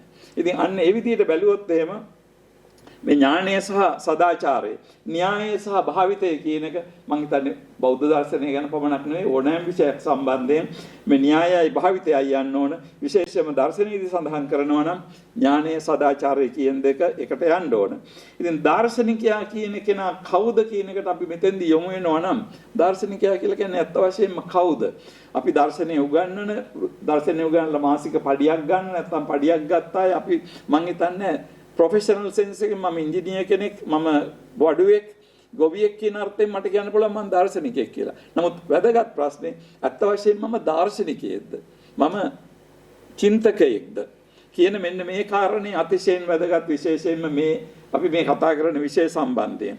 මොකද මේ වෘත්තීය දාර්ශනිකයේ කත්වයෙන් ඔබට ගිය යම්කිසි ආකාරයක මූලික ප්‍රශ්න පිළිබඳව චින්තනයක් තමයි දර්ශනය කියලා කියන්නේ. මට මෙතෙන්දි මතක් වෙනවා මේ හවායි විශ්වවිද්‍යාලයේ මට මතකයි මම දවසක් අපේ සිරිතක් තියෙනවා අපේ යාළුවෙක් කවුරු හරි PhD නිබන්ධය ඩිෆෙන්ඩ් කරනවා නම් ඕන කෙනෙකුට ගිහිල්ලා ඒක බලාගෙන ප්‍රශ්න අහන්නත් අවස්ථාවක් තියෙනවා ගුරුවරු අහන්න කලින්. එතකොට දැන් මගේ මිත්‍රයා බොටනි මේ අධ්‍යයනය කරපු මිත්‍රයෙක් එයාගෙන් අවසානයේදී එයාගේ සුපර්වයිසර් ඇහුවා එයාගේ නම කියලා මේ ඔයා මේ පරිශ්‍රණය කරේ හවල් රටේ හැබැයි ඉතින් ඒ රටෙන් ගත්ත data අරගෙන දැන් ඔයා මේ සමස්ත ලෝකයේටම අදාළ වෙන තියරි එකක් නිෂ්පාදනය කරන්න හදනවා කොහොමද ඔක වළංගු වෙන්නේ? සීමා සහිත ප්‍රදේශයක මේ පරිශ්‍රණයක් කරලා ඉතින් මගේ මිත්‍රයාට ඒකට යානි ප්‍රශ්න වලට ඔක්කොටම තියරිටිකල් ප්‍රශ්න වලට උත්තර දුන්නා. මේ ප්‍රශ්නට එයාට දෙන්න උත්තරයක් එකපාරට ආවේ නැහැ. ඉතින් ඇත්තෙන් ප්‍රශ්නේ අහපු මහාචාර්යතුමා බලාපොරොත්තු වෙන්නේ නැහැ උත්තරයක්. එයා hina වෙලා කිව්වා මගේ මිත්‍රයා නම් Boniface we are not going to give you a degree of doctor of botany. No, we are going to give you a degree of doctor of philosophy.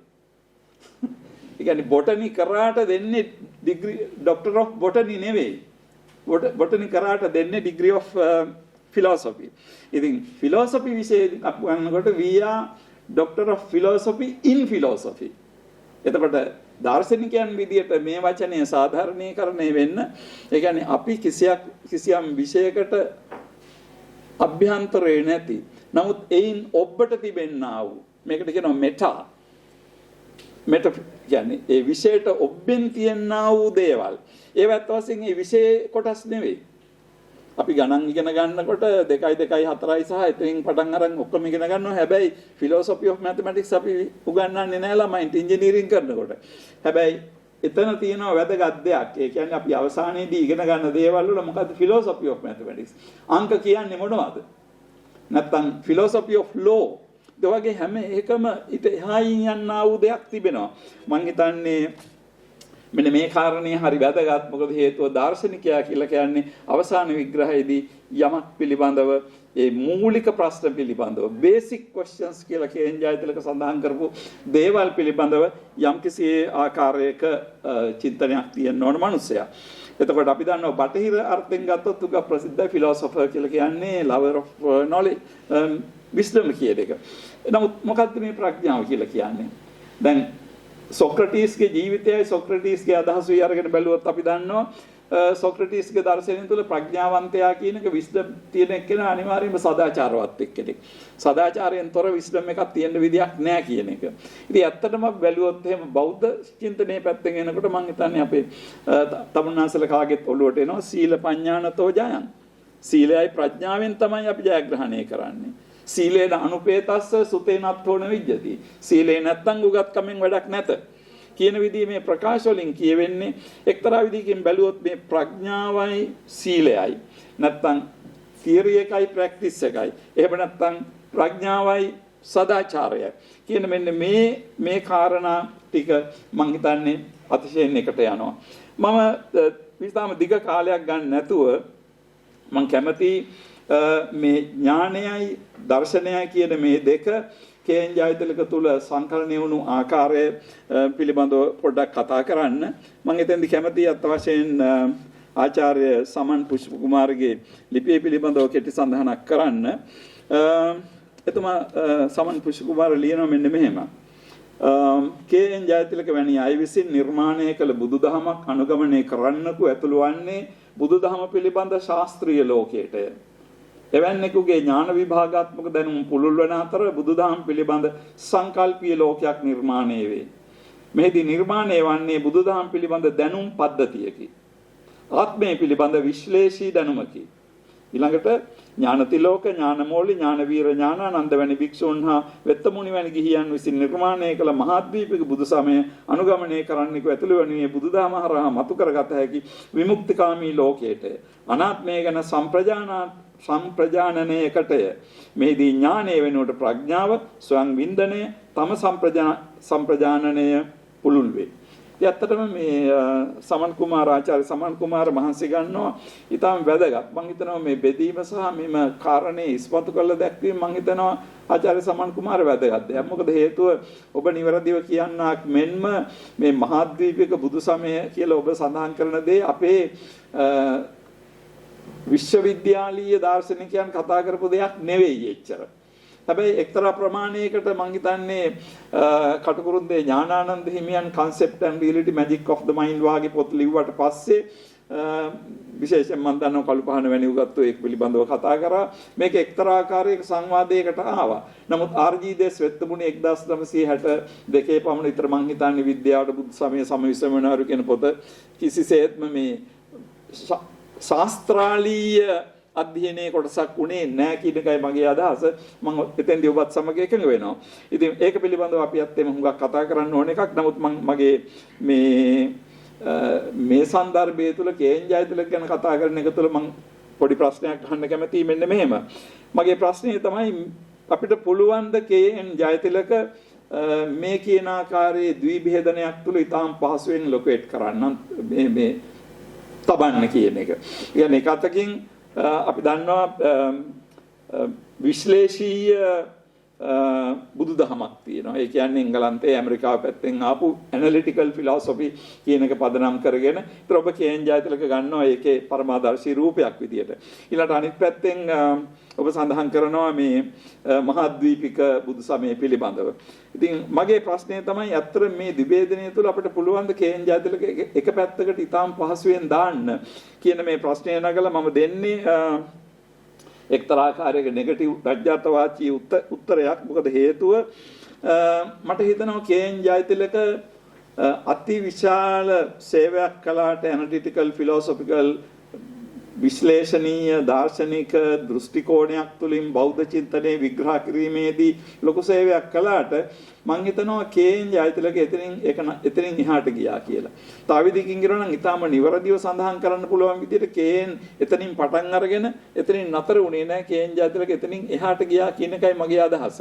ඉතින් ඇත්තෙම දැන් අපි ගත්තොත් එහෙම ඇනලිටිකල් ෆිලොසොෆි සහ කොන්ටිනෙන්ටල් ෆිලොසොෆි කියන එක මේක අතිශයින්ම සිත් ගන්නා සුළු මාතෘකාවක්. මොන හේතුවක් නිසා හරි අපේ රටේ මේ කොන්ටිනෙන්ටල් ෆිලොසොෆි කියන එක පිළිබඳව එච්චර ලොකු අධ්‍යාපනයක් කෙරෙන්නේ නැති ගතියක් තියෙනවා. මොකද හේතුව මේක ලේසි නෑ. දැන් මම හැදුනෙත් එක්තරා ආකාරයක ඇනලිටිකල් විශ්ලේෂණීය දාර්ශනික සම්ප්‍රදායක් තුළ හයිඩගර් හරි හුසල් හරි කියවන්න ගියාම ඔළුව නරක් වෙනවා. ඉතින් අන්තිමේ පිටු 4-5 කියලා මේක විසිකලා දාන මොන කෙහෙල් මලක්ද? මොකද හේතුව විශේෂයෙන්ම ඇනලිටිකල් ෆිලොසොෆි පැත්තෙන් ආපු කෙනෙකුට දරා ගන්න බෑ මේවයි තියෙන භාෂාව. ඉතින් වෙන්නේ අපි මේක කියවන්නේ. නමුත් මම හිතනවා මෙතන දැන් අද වෙනකොට මේක පිළිබඳව මම විශේෂයෙන්ම මේ ආධුනිකයන්ගේ පහසු සඳහා මම පොතක් සඳහන් කරන්නම්. අර මේ මම හිතන්නේ ඔක්ස්ෆර්ඩ් විශ්වවිද්‍යාලයෙන් පළ කරනවා මේ very short introduction කියලා මේ සීරීස් එකක්. ඒකෙදි මේ සයිමන් ක්‍රිචර්ලි කියලා කෙනෙක් ලියලා තියෙනවා. මම දැක්ක අතිශයින්ම හොඳ මේ හැඳින්වීමක් කොන්ටිනෙන්ටල් ෆිලොසොෆි පිළිබඳව ග්‍රහණය කරගන්න පුළුවන් නම් දවසකින් දෙකකින් කියවන්න පුළුවන් පොඩි පොතක් තියෙනවා ක්‍රිචර්ලි Simon ක්‍රිචර්ලි a very short introduction to continental philosophy කියලා. ඉතින් ඇත්තටම දැන් එවැනි විද්වතුන් කරන ප්‍රධාන නිරීක්ෂණයක් තමයි විශ්ලේෂණ දර්ශනය කියන එක ඥානය පිළිබඳ යම්කිසි ආකාරයක ඉතාම ප්‍රබල මතවාදයක් ඉදිරිපත් කරනවා. ඊට පස්සේ මහාද්වීපික කොන්ටිනෙන්ටල් ෆිලොසොෆි තුලින් අත් වශයෙන්ම ප්‍රඥාව පිළිබඳ දර්ශනයක් ඉදිරිපත් කරනවා කියන මේ කාරණය. දැන් අපි දන්නවා එලි විට්ගන්ස්ටයින් ඇතුළු මේ ඔක්කොම කට්ටියගේ විශ්ලේෂණය කියන එක අපි අරගෙන බැලුවොත් විශ්ලේෂණය අපි කරගෙන ගිහිල්ලා නතර වුණාට පස්සේ අන්තිමට එම සම්ප්‍රදාය තුළම ඇති වුණා philosophers going for holiday. අපි නිවාඩුවට යනවා. එහෙම නැත්නම් ඔක්කොම දේවල් විශ්ලේෂණය කළා ජොබ් එක ඉවර කළා දොරවල් වහලා අපි යනවා කියන එක. නමුත් වාසනාවකට අනිත් පැත්තට කියන්න පුළුවන් ආධුනිකයෝ නැත්නම් තව කට්ටිය දර්ශනය කියන නාමයෙන් නොඑක් දේවල් ලියනවා වල්පල් ලියනවා ඒකන්ත විශ්ලේෂණය කරන කට්ටිය ජොබ් එක තියෙනව නැති වෙන්නේ නැහැ කියලා හිතන්න පුළුවන්. මොකද හේතුව දිගටම අවශ්‍ය දේවල් ලියන නිසා. නමුත් අනිත් අතට තර්කානුකූලව බැලුවොත් සියලුම දේවල් විග්‍රහ කරලා ඉවරෙච්ච දවසක විශ්ලේෂණ දාර්ශනිකයාට ගෙදර යන්නයි වෙන්නේ. දර්ශනය කියන්නේ මේ විදිහේ දෙයක්ද කියන ප්‍රශ්නය මම හිතන්නේ ලෝකයේ තුල නැගෙන්න පටන් ගත්ත ඉතාලම සාධාරණ විදියට. ඉතින් ඇත්තට වශයෙන්ම දර්ශනය තුලින් දර්ශනය තුල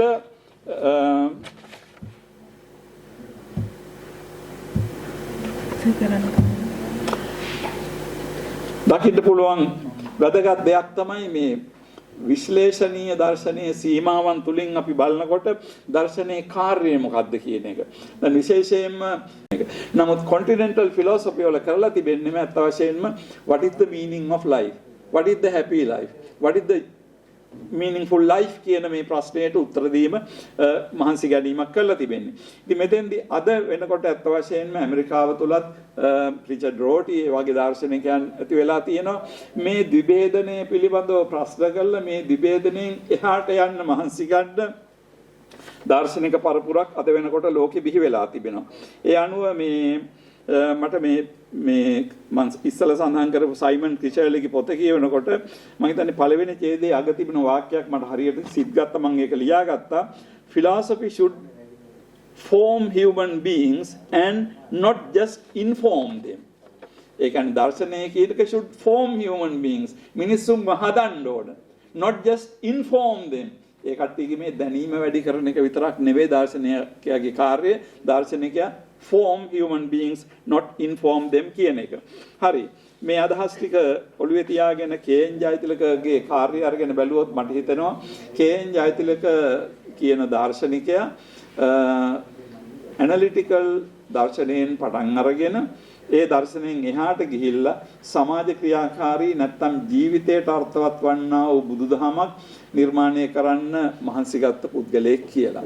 ඉතින් මම එතුමාගේ පොත් කියවපු තරමට මට what is the meaning of life කියන ප්‍රශ්නේ නගලා ඒ විදිහටම කේන් උත්තර දීපු තැනක් මම දැක්කේ නැහැ. නමුත් ඒ ප්‍රශ්නේ ඒ විදිහට නැගුවේ නැති වුණාට එයා නගලා තියෙන ඔක්කොම තියෙන ප්‍රශ්න ටික අරන් බැලුවොත් ඒව අපිට වර්ග කරන්න පුළුවන්. what is the meaning of life, what is the happy life, what is the meaningful life කියන මෙන්න මේක තුල මොකද බෞද්ධ චින්තනය පදනම් කරගෙන මම හිතන්නේ කලින් කෙනෙක් සඳහන් කරා බුද්දිසම් and race question වගේ දෙයකදී එවකට ලෝකයේ තිබිච්ච බරපතලම ප්‍රශ්නයක් පිළිබඳව කේන් සහ මල්ලසේකර මැතිතුමන්ලා කතා කරා. ඉතින් එයින් අවුරුදු 60ක් විතර ගිහිල්ලා තිනවා අද වෙනකොට. හැබැයි ඉතින් race question කියන එක දකුණු අප්‍රිකාව ප්‍රශ්නේ නැති වුණාට හැම තැනකමත් අදත් ඒ විදියටම තියෙනවා. ශ්‍රී ලංකාවේ ගත්තොත් කුලයේ පිළිබඳ ප්‍රශ්න තාම බරපතල විදියට ඉස්සරටත් වැඩි ආද වෙනකොට තියෙනවා. ඒකන්ද අපි මේ ප්‍රශ්න අවාසනාවකට සියල්ල සතුටින් විසර යන්න පුළුවන් කමක් නැති තත්ත්වයක තමයි අපි ඉන්නේ. ඒක තුළ මම දකිනවා කේන් ජයතිලක අත් වශයෙන් මේක ඇඟට අරගෙන වැඩ කරපු එක්කෙනෙක්. ඒකයි මම කැමති මම හිතන්නේ මේ විභේදනය තුළ කේන්ව ලේසියෙන් එක පැත්තකට දාන්න පුළුවන් කෙනෙක් අපිට මේක විවාද කරන්න පුළුවන් කාරණයක්.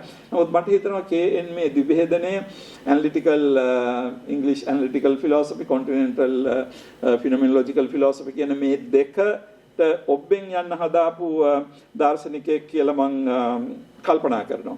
ඒ වගේම මට මතකයි මේ මතය කේන්ගේ මතය මම මගේ පරිශ්‍රණයේදී මම එක්තරා ආකාරයක ਵਿਚාරයකට භාජනය කරා. කේන් මෙහෙම කියනවා. The Buddhist, while saying that it is meaningless to ask whether one exists, does not exist in, is born in, is not born in nirvana, still speaks of such a transcendental state of as realizable. එතකොට නිර්වාණය තුල රාතන් වහන්සේනමක් පිරුණන් පෑවම තවදුරටත් හෝති නහෝති පවතිනවද නැද්ද කියන ප්‍රශ්න meaningless. හැබැයි කේන් ජාතකයේ කියනවා ඒ බඳු තත්වයක් realizable අපිට අවබෝධ කරගන්න පුළුවන් කියලා දේශනා කරලා තිබෙනවා කියලා. ඉතින් මේක සම්බන්ධ මගේ ਵਿਚාරයක් වෙනම තියෙනවා. නමුත් ඒකට මම යන්නේ නැහැ. නමුත් මෙතෙන්දි මට පේනවා කේන් ජයතිලක බෞද්ධ ආගමික රාමුව තුළ ඉඳගෙන නිර්වාණය පිළිබඳව ලෝකෝත්තර සත්‍තාවක් විදියට පිළිගත්ත කෙනෙක්. ඒකන්ද කේන් කියලා කියන්නේ හුදෙක් මේක ජොබ් එකට කරපු රස්සාවට කරපු දාර්ශනිකයෙක් නෙවෙයි මම කියන්නේ වසන්ත ප්‍රීත ඔය එහෙම කියනවා කියන එක නෙවෙයි මම කියන්නේ. නමුත් අර මම දකින්නේ මේක කේන් ජයතිලක මේ කියන දිවේදනයෙන් ඔබට ගිහිල්ලා බෞද්ධ චින්තනය කියන එක තුළ එක්තරා ආකාරයකින් බෞද්ධ චින්තනය කියන එක ජීවිතයට සම්බන්ධ කරගන්න පුළුවන් කියන එක. එතකොට මම නැවතත් ආපහු සැරයක් කියන්නම්. In my opinion, the philosophy of the Buddha presents a challenge to the modern mind. And it should be a primary function and duty of the modern philosophers to examine its solutions to basic questions. කියන මේ කාරණේ. ඉතින් ඇත්තටම අපි මේ කතා කරන ගැටලුව මේ පෙරාදෙනියට පමණක් සීමා වෙච්ච එකක් නෙමෙයි. අද වෙනකොට මේ දර්ශනය කියන විෂය සම්බන්ධයෙන් ලෝකයේම කට්ටිය මුණ දීලා තියෙන ගැටලුවක් තමයි හරි. ලෝකයේ පිළිබඳ අපි අතිවිශාල විග්‍රහයක් කරනවා. දැන් ෆිනොමිනොලොජි කරන කට්ටිය ගැන කියන්න පුළුවන් හරි. ඔබ ලෝකයේ තියෙන ප්‍රශ්නේ මොකක්ද කියලා අයිඩෙන්ටිෆයිත් කරනවා. හරි. එයින් එහාට කොහොමද? ඒ කියන්නේ දැන් විග්‍රහාත්මක දර්ශනය තුළ අපි ප්‍රශ්නේ ඇනලයිස් කරනවා, විග්‍රහ කරනවා හොඳටම. ඊට පස්සේ continental philosophers ලා කියනවා හරි තමසලාගේ විශ්ලේෂණය බොහොම නොගැඹුරුයි. මෙන්න මේක තමයි ප්‍රශ්නේ. ඒතකොට ඒක අපි existentialism වලින් කතා කරනවා, basic unsatisfactoriness, angst කියලා කතා කරනවා. ඔය විදිහට විවිධ විදිහට මේ තියෙනා වූ බුදුහාමුදුරු දුක කියලා කියාපෙක් ගැන අපි අන්තිමට එතෙන්ට ඇවිල්ලා තියෙනවා. මේක තමයි මේ මුළු පැවැත්ම පිළිබඳව තියෙන එක්තරා ආකාරයක විසඳ ගන්න බැරි ගැටලුවක් කියන එකට ඇවිල්ලා තියෙනවා. නමුත් ඊළඟ වැදගත් ප්‍රශ්නේ දැන් මොකද්ද කරන්නේ ඒකට? කාගෙන්ද මග පෙන්වීමක් ලබන්නේ? ඉතින් ඇත්තටම හිතවතුනි මේ මම මේ නගන ප්‍රශ්නේ මටත් ඇතුළු මම හිතන්නේ අපි මේක ගැන හිතන්න ගියොත් අපි කාගෙත් ටිකක් ඔළුව සසල වෙන ප්‍රශ්නයක් මේක. ඒ කියන්නේ දුක තියෙනවායි කියලා නොදැනගෙන ජොලි ඉන්නවායි කියන එක එකක්. එතකොට මැන්නකන් ජොලි ඉඳලා කාල බිඳලා අපි මෙරිලා යනවා. ඊළඟට වෙන්නේ අපි මේ හුඟක් කට්ටිය මේක තේරුම් අරගෙන නමුත් ඊළඟට දැන් දුක මේක නිසායි කියලා තේරුම් අරගෙන ඒකට කරන්න දෙයක් නැතුව අපි දුක් විඳිනවා. ඒක හරිම අප්සෙට්. ඒක හරිම භයානකයි. මොකද හේතුව අපි දන්නවා මෙතන බරපතල ගැටලුවක් තියෙනවා. නමුත් මොකද්ද කරන්නේ ගැටලුවට? ඉතින් මම මේ කියනක දැන් මට මේලා පොඩ්ඩක් ඉනා ගියාට මට තනියම කල්පනා කරනකොට දාඩි දානවා ටිකක්. මොකද හේතුව මේක තේරුම් අරන් තිනවා දැන් මොකද්ද මේකට කරන්නේ? පෙරාදෙණිය විශ්වවිද්‍යාලේ මම නැතත් තියෙනවා මේ විදියට. දරා ගන්න අමාරුයි එහෙම හිතනකොට ටිකක්. ඉතින් මම නැති ලෝකේ කොහොමද පවතින්නේ කියන එක අමාරුයි දරා ගන්න. ඉතින් නමුත් මේක ඇත්ත කියන එකත් ඕන ගොනෙකුටත් තේරෙනවා මටත් තේරෙනවා. නමුත් මෙතන ප්‍රශ්නේ වෙලා තියෙන්නේ මම කොහොමද මේකට මූණ දෙන්නේ? කොහොමද මේක දැන මං ආපහු ඊයේ හිටියේ වගේ ජොලි ඉන්නේ නැත්තම් සන්තෝෂෙන් ඉනා වෙලා ඉන්නේ. ඉතින් ඊතුරු කාලේ දුක් විඳින්න ඕනත් නැහනේ අපි කවුරුවත්. එන්නේ එහෙමනම් මං හිතන්නේ කේන්ගේ දර්ශනය තුල කේන් හදාරපු බෞද්ධ දර්ශනය තුල මට හිතෙනවා මේකට යම්කිසි ආකාරයක ප්‍රබල සීරියස් ගැඹුරු එක්තරා ආකාරයක විග්‍රහයක් තියෙනවා අවසානයේදී හරි ප්‍රශ්නේ තේරුම් ගන්න. තව විදිහකින් කියනවනම් මේක නිකන් අසුභවාදී විග්‍රහයක් වෙන්න පුළුවන්. විශ්ලේෂණාත්මක දර්ශනය අපට යමක් ඊටාම පැහැදිලිව තේරුම් ගන්න උගන්වලා තියෙනවා. propositions විශ්ලේෂණය කරලා. ඊළඟට continental philosophy වලින් අපි ජීවිතය පිළිබඳව වැදගත් අවබෝධයකට අරන් ඇවිල්ලා තියෙනවා මේ කියන එක ජීවිතයේ අර්ථ විරහිතයි කියන එක පිළිබඳව. ඉතින් අපි දන්නවා මේකට අපි දෙන විසඳුම මොකද්ද? දැන් මට මතකයි myth of Sisyphus කියන මේකදී ඇල්බෙයා කැමෝ කියනවා අර කතාවක් තියෙනවානේ දැන් මේ අතිශය විශාල ගලක් මේ මිනිස්සයා කන්ද උඩට තල්ලු කරන් යනවා. උඩට ගිය ගමන් මේක ආපහු පල්ලෙහාට පෙරලෙනවා. ඉතින් ආපහු පල්ලෙහාට රන්නෙලා අපි උඩට තල්ලු කරනවා. ඉතින් බැලුවොත් එහෙම කොළඹ ඉඳන් පේරාදෙන එනවා පේරාදෙන් කොළඹ එනවා ආපහු ලබන සතියෙත් එනවා ලබන සතියෙත් යනවා අපි ඕක තමයි කරන්නේ. ඉතින් නමුත් ඇල්බෙයා කැමෝගේ විග්‍රහය ඊටාම සාර්ථක වුණාට ඇල්බෙයා කැමෝ දෙන උත්තරේ මොකද්ද? ඒතර අන්තිමට කියනවා ජීවිතය පිළිබඳ අර්ථය අර process එකේදී තමයි අපි හොයාගන්න ඕනේ. මේ ගල තල්ලු කරන් උඩට යන්නේක තමයි ජීවිතයේ අර්ථය කියන එක. ඉතින් මම දන්නේ අපි කී දෙනෙක් ඒකත් එක්ක එකඟ වෙනවද කියන එක. ඉතින් නමුත් ඒක තමයි විසඳුම විදියට ඒ කියන්නේ මම මේක ලඝු කරලා කියනව නෙවෙයි. නමුත් ඇල්බෙයා කැමෝගේ myth of Sisyphus මගින් ඉදිරිපත් කරන ඒක ඛේදවාචකයේ ජීවිතය පිළිබඳ. නමුත් එතුමා එයින් එහාට දැක්කේ නැහැ. ඉතින් ඇත්තෙම දැන් අපි දකිනවා කිව්වට අපිට වෙලා තියෙන්නේ බෞද්ධ දර්ශනයේ හදාරලා තියෙන දැනීම මත අපි දකිනවා මේකට යමක් කරන්න ඕන කියලා. නමුත් කරන්න ධෛර්යයක් නැහැ අපි උග දෙනකොට. කතා කරන මං ඇතුළු මන් දන්නේ අන්තිමට වැඩි ශ්‍රේෂ්ඨ කට්ටිය ලෝකේ වුණ තරම් ඉන්නවා. නමුත් අපිට වෙලා තියෙන්නේ තණ්හාව නිසා දුක ඇති වෙනවා කියනවා. නමුත් තණ්හාව දාලා යන්න අපිට පුළුවන් කමක් නැති ප්‍රශ්නයක් තියෙනවා. ඉතින් ඒක නිසා මේ කතාව අවසන් කරන්න වෙන්නේ ඊටාම හොඳ නෝට් එකකින් නෙවෙයි. ඒකට මම සභාදී වචනය කරන්න කියලා ඉල්ලනවා. නමුත් මං කියන්නේ කේන් ජයතිලක වැනි දාර්ශනිකයෙක් ගැන කල්පනා කරලා බලනකොට ඔහු මේ අපිව ඒ කියන්නේ ආරම්භ කරපු විශ්ලේෂණ analytical philosophy කියන එක පිළිබඳව කල්පනා කරලා බලනකොට එතුමාගෙන් අවුරුදු 50කට පස්සේ මම හිතන්නේ අද වෙනකොට ලෝකය එක්තරා ආකාරයකින් මේ දාර්ශනික මතවල එක්තරා සම්දිස්ථානයකට ඇවිල්ලා තියෙනවා. අනාගත ගමන් මාර්ගයේ කුමක්ද? ඒ සඳහා අපි කළ යුත්තේ කුමක්ද කියලා. අවසාන වශයෙන් මම නැවතත් එන්නම් ප්‍රඥාව සහ සදාචාරය කියන කාරණය. එතකොට සොක්‍රටිස්, බුදුහාමුදුරුවෝ, කන්ෆියුසියස් වැනි මේ ඔක්කොම දාර්ශනිකයෝ ප්‍රඥාව පිළිබඳව කතා කිරීමෙන් අදහස් කළේ අපි ලබන්නා වූ factual knowledge නැත්නම් දත්තමය ඥානය කියන කාරණේ නොවේ. ඒන් එහාට ගියා වූ කාරණයක් පිළිබඳව කතා කළා. ඒක නිසා දාර්ශනිකයා කියලා කියන්නේ ප්‍රඥාවට ඇලීම දක්වන්නා කියන අර්ථයෙන් අපි ගත්තොත් මම හිතන්නේ බෞද්ධ චින්තනය තුළ මෙන්න මේ කියන හරය දැකීමට මහන්සි ගත්ත කෙනෙක්ගේ අනාගතයේ කුමක්ද කියන කාරණේට මම ලිපියක් සපයලා තියෙනවා මේ ලිපිය ආරම්භයේදී කේන්ගෙන් පෙරහා පසු දර්ශනය කියලා. ඒ වගේම මම සමකාලීන ඒ වගේ තුමා සමග ඍජුව සම්බන්ධ වූ දාර්ශනිකයන් පිරිසක් පිළිබඳව මම කෙටියෙන් සාකච්ඡා කරලා තිබෙනවා. ඒ සාකච්ඡාව මම මගෙන් අවසන් කරලා තියෙනවා. නමුත් මම ඒක පිළිබඳව අනිකුත් දාර්ශනිකයන්ගෙන් සමාධි වචනය කරන්න කියලා ඉල්ලනවා. නමුත් මම ඉතින් පැහැදිලි කරන්න මහන්සි ගත්තේ කේන් ජයතිලකට අපි කොහොමද ප්‍රතිචාර දක්වලා තිබෙන්නේ කියලා. ඒ වගේම මම මේ ලිපියේදී මහන්සි ගත්ත පෙන්වා දෙන්න අනාගතයේ අපි කරනවා නම් කේන් ජයතිලක බලාපොරොත්තු දෘෂ්ටි කෝණය තවදුරටත් ඉදිරියට අරගෙන යෑමේ අපිට හැකියාවක් තියෙනවා. විශේෂයෙන්ම සදාචාරය, socially engaged Buddhism කියන මේ වගේ දේවල්. මෙන්න මේ සීලුම දේවල් අවසානයේදී මම හිතනවා යනවා එක්තරා ආකාරයකින් අර ප්‍රඥාව ඇති කර ගැනීම කියන අන්තය කරා මේක යොදවන්න පුළුවන් කියන විශ්වාසයක් මට තිබෙනවා. ඒක නිසා දර්ශනය පිළිබඳව විශේෂයෙන් අපි කේන් ජයතිලක මැතිතුමා පදනම් කරගෙන කල්පනා කරනවා නම් එතුමා මූලික කරගෙන මේ චින්තනය සංවර්ධනය කරන්නේ කෙසේද කියන එක තමයි මම හිතන්නේ අපේ මාතෘකාව වෙන්න ඕන. එතෙන්දී අපි දකින්න ඕන කේ.එන්. ජයතිලකගෙන් මම හිතන්නේ අපේ මහාචාර්ය ගුණරත්න මේක ඉතාම පැහැදිලිව එතුමාගේ ලිපියේ සඳහන් කරලා තියෙනවා. කේන්ගෙන් ඔබට යෑමයි අපට අවශ්‍ය වෙන්නේ. ඇල්බර්ට් අයින්ස්ටයින් වැනි කෙනෙක් කියනවා අතීතයේ හිටිය යෝධයන්ගේ කරපිට නැගලා තමයි එතුමා ලෝකය දැක්කේ කියන. එකෙන් අදහස් කරේ මේකයි කුරුමිට්ටෙක් වුණත් යෝධයෙකුගේ කර උඩට නැග්ගොත් කුරුමිට්ටට යෝධයාට වැඩි අඟලක් හරි එහාට පේන්න ඕන. ඒතර විශ්වවිද්‍යාල උගන්වන කේ.එන්. ජයතිලගේ අනුප්‍රාප්තිකයන් වෙන අපි හැමදෙනාටම මමයි ප්‍රොෆෙසර්ෙන් අපි කට්ටිය රිටයර් වෙලා දැන් නමුත් දැනට ඉන්න සීල දෙනාට මම කියන්නේ කේන්ට එහා පැත්තට අඟලක් හරි දකින්න අපිට පුළුවන්කම තියෙන්න ඕන. එහෙම නැත්නම් මම හිතන්නේ ගන්න පඩිය සාධාරණීකරණය කරන්න අමාරුයි අපිට විශ්වවිද්‍යාලේ. ඒක නිසා වෘත්තීය වශයෙන් අපිට වගකීමක් තියෙනවා කේන්ට වැඩි එහාට දකින්න. කේන්ගෙන් එහාට යන්න. ඒක නිසා ගුණානුස්මරණ නෙවෙයි කරන්න ඕන ಗುಣ තියෙනවා.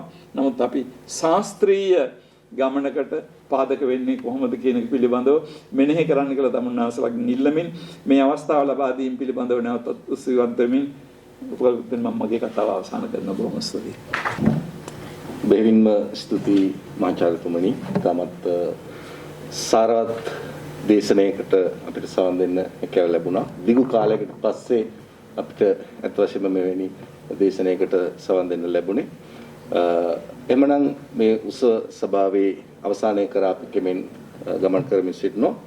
මේ අවස්ථාව යථාර්ථයක් කරගන්නට අතහිත දුන්න බොහෝ දෙනෙක් සිටිනවා මේ කාර්ය පිටුපස. ඒ නිසා ඊළඟට තිබෙන්නේ ඒ කෘතවේදීත්වය දැක්වීම, ස්තුති කතාව පැවැත්වීම.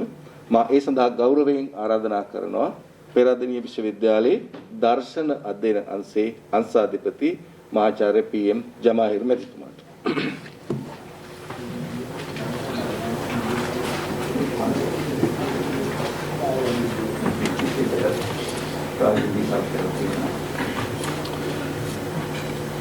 Almost good afternoon, everybody, respected reverends and others. First of all, I, on behalf of the Department of Philosophy and on my own behalf, extend a very hearty vote of thanks to you all for consenting to our request and making time to attend our humble book launching and Professor K.N. Jayatilaga oration. Today your presence means so much to us.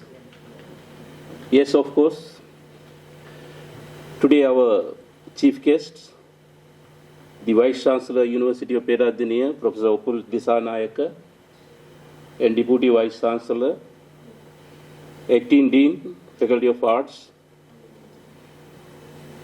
So we thank you all for being with us. It's been great pleasure. Thank you very much, sir. And also I wish to thank the Vice Chancellor and Dean, OG, for your solid such a support and encouragement like this event. I may like to express our thanks to Professor Asanga Telangaratne for giving an excellent coverage to Professor Jayatilaga contributions and facilitation volume. And sir, we are really inspired by your great words and highlighted ideas today.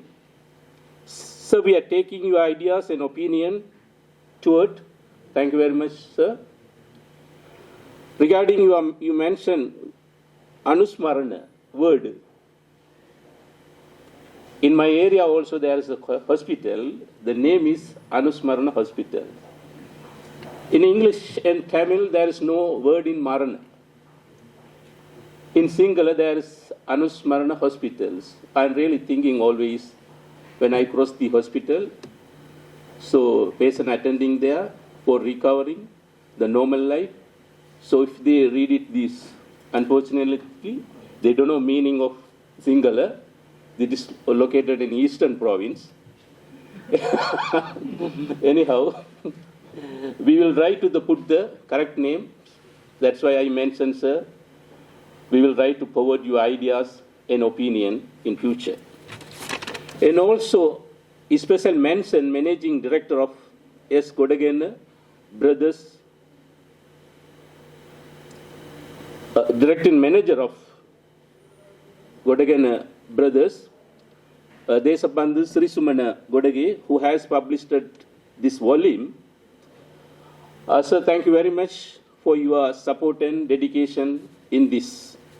And I also wish to express gratitude to the editors of this volume, Reverend Nanaloga Nanda and Dr. Namili.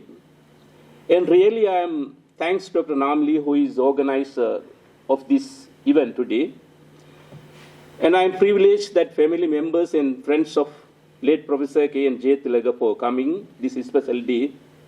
And also I wish to express my thanks to Dr. Anjani Jayathilaga. I also wish to express my thanks to COVID committee of the university for their COVID guidelines and strategies in making today so a grand success. Last but not least, I would like to thank all the participants, our professors, our former deans, Professor R.D. Gunaredna, and all heads of the department and friends and reverences to make these events meaningful without you. And I want to thank for our staffs who have worked so hard to bring this day.